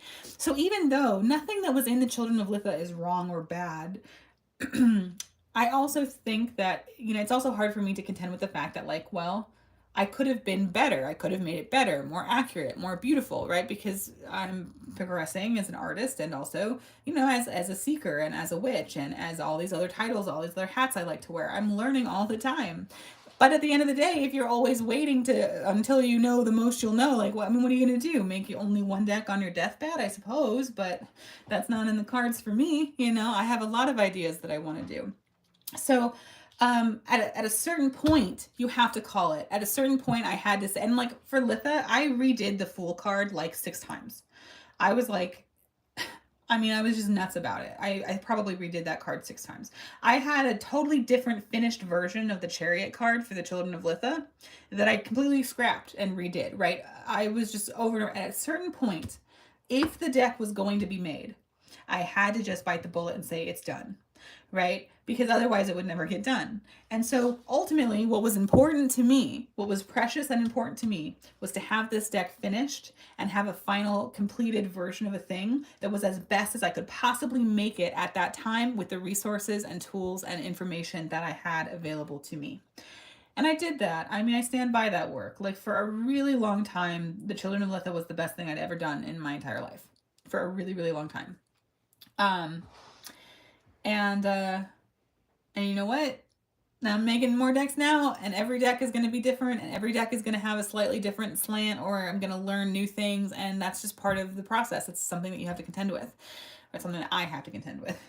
Anyway, the point is, though, whether it's like a practical kind of like eventually this has to be done, or it's a practical thing like, I don't know, I really want to buy a new book, but I also don't have enough money to get through the end of the week, so I guess I'm going to have to buy groceries instead of this really good book, right? There's a practical reason that we can't follow what's really speaking to us at this moment.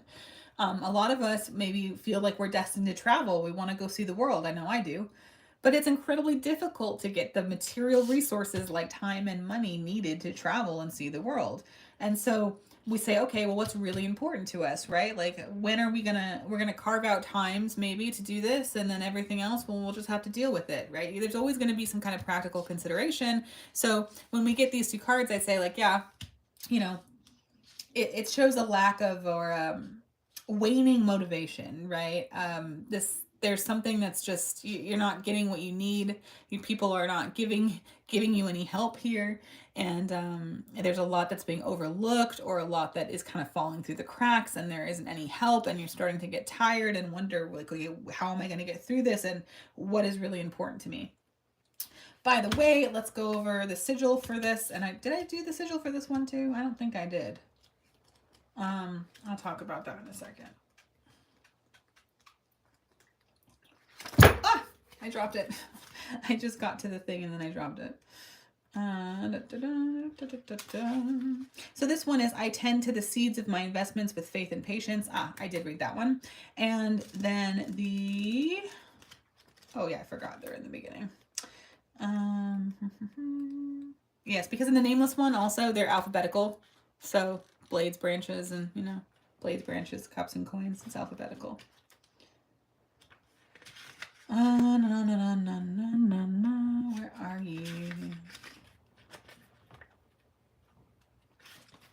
And this one is, I grow stronger, braver, and wiser with each new trial. Right, which is also, that's part of a thing with Baba Yaga's journey as well. The protagonists enter her hut, she gives them impossible trials, and through completing those trials, usually with the aid of some kind of prayer or leftover from a time in their lives when things were going better, they're able to succeed, and they come out stronger for it. Right, they're given a magical comb that turns into a bramble of thorns, or a giant forest when it's thrown on the ground, which just so happens to be exactly the thing they needed to escape the last obstacle. Right, they come out of the story much stronger. That's an actual example from one of the stories that Baba Yaga features in, by the way. Anyway, okay, so that's how I would read those cards, right? And whether or not you read with reversals, there are a couple different ways you can kind of get to that same conclusion. You can go numerologically as well. You can say, okay, well, the 9 means that there's an ending approaching to a passion, because fire. So there's a passion project that's coming to an end, and then we have 7 and Earth. So there's some practical experiences, or some practical things that need to be contended with in order to make that ideal, that potentially are not, because it's reversed. And then we can say 6 is a number of love and beauty and harmony. And we can say there of Earth, there's some kind of a lack of earthly harmony, right? A lack of earthly resources, a lack of earthly balance that is making this difficult. So there's a bunch of different ways that we can approach and get that same thing. But I do believe that if the more you know, then the more you have to kind of build off of, and the easier it can be. Or maybe not easier is not the right word. Maybe I should say the more nuanced your readings can get. Because easy is it's not easy to read tarot cards, really, ever. I've been reading them for how many years now? Can I even do this math? I don't know, at least more than 10. More than 10 for sure. That's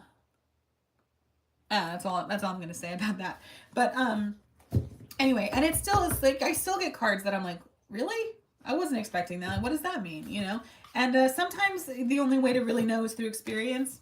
Sometimes that's just the cold hard truth of it. You can get a vibe. You can get kind of oh, I think it's gonna be sort of like this, but after you live the experience, you're like, well, that certainly ended up being true, but not in the way I expected. That still happens to me from time to time. It's not that it's easy, and it's also just it depends where you're at. Your intuition is also ruled by the moon, and the moon waxes and wanes, and sometimes you're going to be super freaking on it. Sometimes you're going to get You're going to get insights from just looking at the cards. You go, oh my God, I know exactly what that means. And, you know, and you will be correct. And other times, for whatever reason, you'll have intuitive blocks and you won't be able to access that as much. And there are techniques you can do, you know, meditations and clearing your energies. And one thing that I find is really helpful when I have trouble with a reading is to put the cards back in chronological order and then reshuffle. And that's kind of a nice reset. For the Nameless One, you can also burn the sigil. You can copy the sigil on a different piece of paper, and then you can burn that sigil, because the sigil means this inscription on the back of the box, which is, every time this sigil is seen, more power do the nameless glean. By the might of land, wind, flame, and sea, to powers untold I hold the key. As I have willed, so shall it be.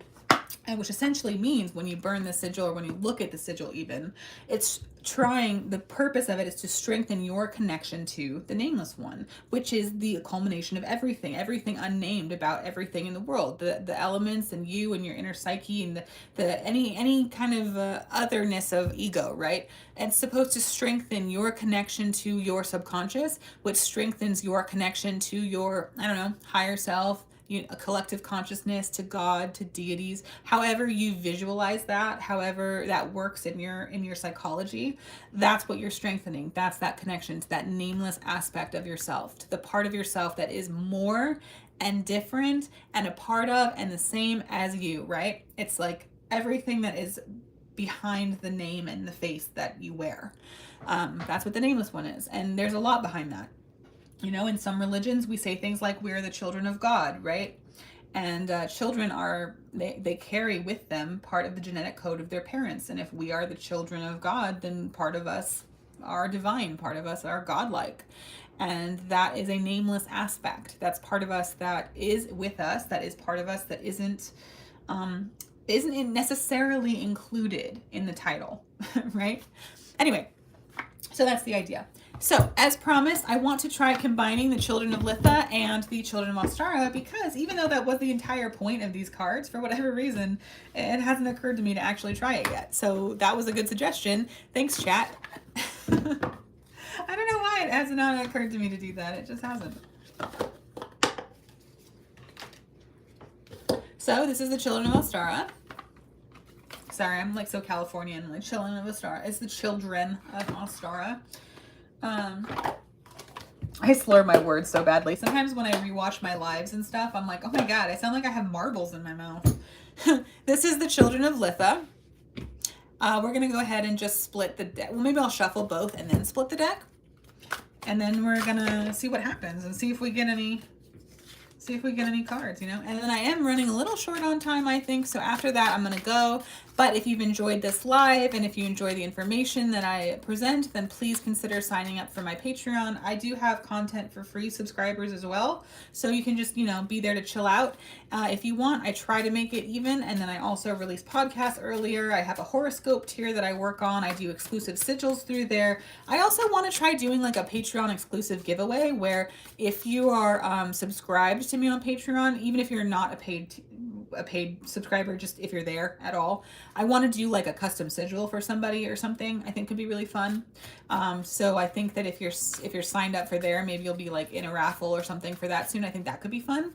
I just like, you know, I don't know, that's like a fun thing to do. I don't think that on Patreon, I think you're not supposed to do like raffles as like rewards, but it's just like an activity. I don't know, like if you want to be a part of it, you could be. It's not like a reward necessarily because you don't have to pay for it. You could just to be there. I think that could be kind of fun. Oh, hey, look, see, it will be fun. It's the Ace of Wands. It's gonna be a good time. Anyway, so I don't know. So I think I want to do like more stuff like that, or like try to engage with the community that I'm trying to build on there a little bit more. I don't know. If you have any suggestions, you know, please let me know. So excited to play with the combos once I get the decks. Yeah, me too. I'm really excited. Let me know how that turns out. I'm kind of nervous about it because, you know, this was the idea since I came up with Litha. But until Ostara, it was completely theoretical. It was just academic, right? There was no other deck to combine it with. So it's very exciting to actually be able to start doing that finally. And then I'm going to be doing the Children of Yule next in the series. Probably the next deck that I produce will be an offshoot, like a different thing, you know, like the Acanthus and Crow or the Onyx Tarot. But the next deck in the Children of the Wheel series that's lined up is going to be the Children of Yule. So, okay, so now I'm going to take both, take about half, and then I'm going to combine them. And then we'll combine these. And then I'm just going to shuffle, shuffle, shuffle. Oh, these guys are facing the wrong direction. This one says, I thought about doing a live when I get the Kickstarter stuff, but IDK if I'm squishy. Oh, yeah, I mean, do it if you want. Lives are hard at first. I definitely get really nervous on my lives, or I did originally. But I've had really good luck. I mean, nobody's been like super mean to me, except for that one time I did a European time zone live and somebody told me to turn to Jesus. That just happened like last week. But I've been doing lives for a lot longer on Instagram and nothing like that's ever happened. And it was pretty mild, I suppose. I mean, it could have said a lot worse. So, should we just do from this one? Maybe we'll just do from this pile. Well, we did get this turn around, so look at this. Hey, look, the reverse 6 of coins again, but in Litha. Don't you love it when a tarot deck gives you like several tarot decks give you the same cards? This is definitely a theme for some of y'all, maybe for me as well. This might be giving too much, giving too little, getting too much, getting too little. This could also just be a very stressful holiday season, to be totally honest. I'm going to be really honest with you guys. It's very likely that most of you celebrate some kind of gift-giving seasonal thing, like Yuletide, Christmas, Hanukkah, as stated before, those kinds of things. And even if you don't necessarily do that personally, you're probably going to interact with people who do that a lot. And the holidays are incredibly stressful. And I really think that it's very likely that that could be an issue. And then we got the Ace of Cups, so maybe some bitter feelings. And then we got the Tower. So, oh, and by the way, if you're in America, this election season has gotten people absolutely crazy. And that's going to make family gatherings really difficult. And the reason why I say that is because, at least it's going to make my family gatherings really difficult for sure. The reason I say that is because the Tower is oftentimes very external. And it's sort of like, you see a storm on the horizon and there's nothing you can do about it at that point. You hope your tower has got the foundations that it needs to withstand such a storm, but if it doesn't, then you know that, well, it needed to come down anyway because a tower with a faulty foundation is just asking to come down. So there's that.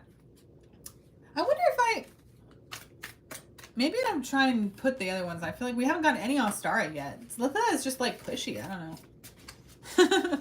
Like, let's get some Ostara cards in here. Look, now I'm just going to make a giant tarot deck. Look, you thought the Nameless One was big, right? See, look at that. And I can still shuffle. Sometimes people complain that, oh, look, here's some Ostara. There we go. This is so funny. Oh my God. This reading is like, it's just fucking hilarious. Oh my God. Oh, gods, have mercy on me. Okay, look. So we got like a really kind of like awkward or like, you know, feel like coerced giving situation. People are maybe not as generous as they could be, should be, want to be, would like to be. Maybe we're just like all financially pinched. And so Christmas, Hanukkah, gift giving, Yuletides, etc. is going to be kind of awkward. Then we've got like some hurt feelings because of like really difficult external situations happening. You know, the election is really hard for a lot of people. COVID's coming back really strong. My husband got pneumonia and my neighbor told me that his friend and like a couple other people that he knows that traveled also got pneumonia. So maybe that's spreading around. So we've got like all of these infrastructure or these structural issues within society that like we can't necessarily change that are going to make it really difficult to like feel like in the holiday spirit. And then of course that creates anxiety because we've got the 9 of Swords here. So it's like, oh, we're going to lose sleep over it, which of course will hurt our immune systems and our bodies even more. Again, like remember please that this is the moon subdecan of Taurus, so not being able to give to yourself, not being able to take care of your own body and your own situation, your own mental situation, your own mental emotional situation. You can't take care of your own mental emotional situation and then this happens and then you're like, oh man. So, you know, try to have strength. Try to stay calm. Try to give when you can. Try to give hugs to people you love. Try to tell them that you love them. Try to look past people who are having a hard time and being really temperamental and lashing out like an angry animal because they're hurt and vulnerable and insecure and also going through anxiety. I think it's really important to remember that, like, you know, look, it's really easy to dehumanize people when we talk about politics and when we talk about any kind of dividing line of philosophy, belief, political ideologies. It's easy to make a line and have us versus them and have them be inhuman monsters, but they're not.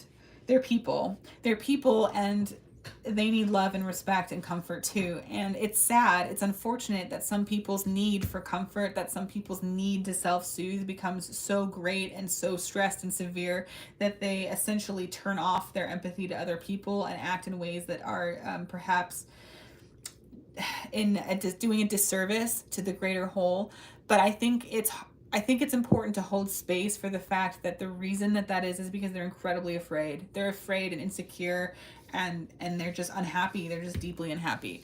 I've never met somebody who was like, how do I say this? Who was super overcome with like greed and malice and corruption, who wasn't also super miserable. And it doesn't forgive anything. It doesn't excuse anything. But I think it's important to hold space for the fact that is human. That happens. It happens, and it happens to people better than us sometimes.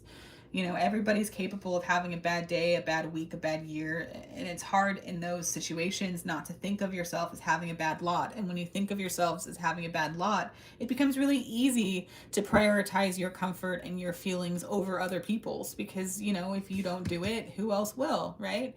I think it's important to remember to maintain, you know, a sense of humanity, right? Even with people you disagree with, even for people you hate. You don't have to love them. You don't have to let them in your life. You don't have to be like ooey gooey and give them everything. But I think you could give them at the bare minimum a bit of human respect and hold space for the fact that like life is so hard and we're all doing the best we can, whatever that means. Maybe our best is not always good enough, but that's all anyone can give. So try to show a little humanity, you know. I mean, I also struggle with this. I'm not saying that I'm perfect. Of course, nobody is. And it is very difficult not to get super intense and super emotional when these situations have real, actual consequences for people. But we're all human, you know, and we're all trying our best, and it's hard. So that's how I would read the spread. Try to get some sleep, try to do some self-care, take care of yourself as much as you can, and take care of each other as much as you can. And sometimes that's going to be, sometimes a really small thing can go a really long way. Sometimes that's just going to be, you know, somebody goes on a tirade, a political tirade that sounds really malicious. And even though it takes everything in you not to raise to the bait and have all of these like arguments that no one's going to listen to, and maybe it's enough to just try to pause and hold space and be like, you know, I'm sensing a lot of fear and I'm really sorry that you're so afraid. Like, I'm sad about that, you know, and just, I know I have conversations like that with my family. That kind of stuff comes up, you know, and it's kind of like, you know, I love you as a person, but I can't have conversations with you about these topics, particularly when you engage with me in this way. So I see that you're suffering, and I really hope that you end up feeling better, but I can't be a part of this anymore.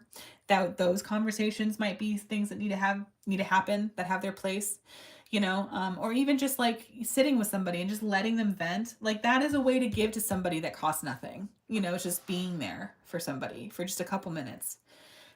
So anyway, and you know, sometimes you don't have that in you either, and that's fine. You have to take care of yourself as well. So thank you so much for being here and for being part of my live, and I really hope you liked it. If you enjoy these things, you can visit me on Patreon. Like and subscribe is a thing YouTubers say, which I guess I am now, question mark. Anyway, I also have an Instagram account, which I'm trying to do pictures on, but oh my gosh, the time, you guys. Time is a material resource. I don't care what anybody says, and I don't have enough of it.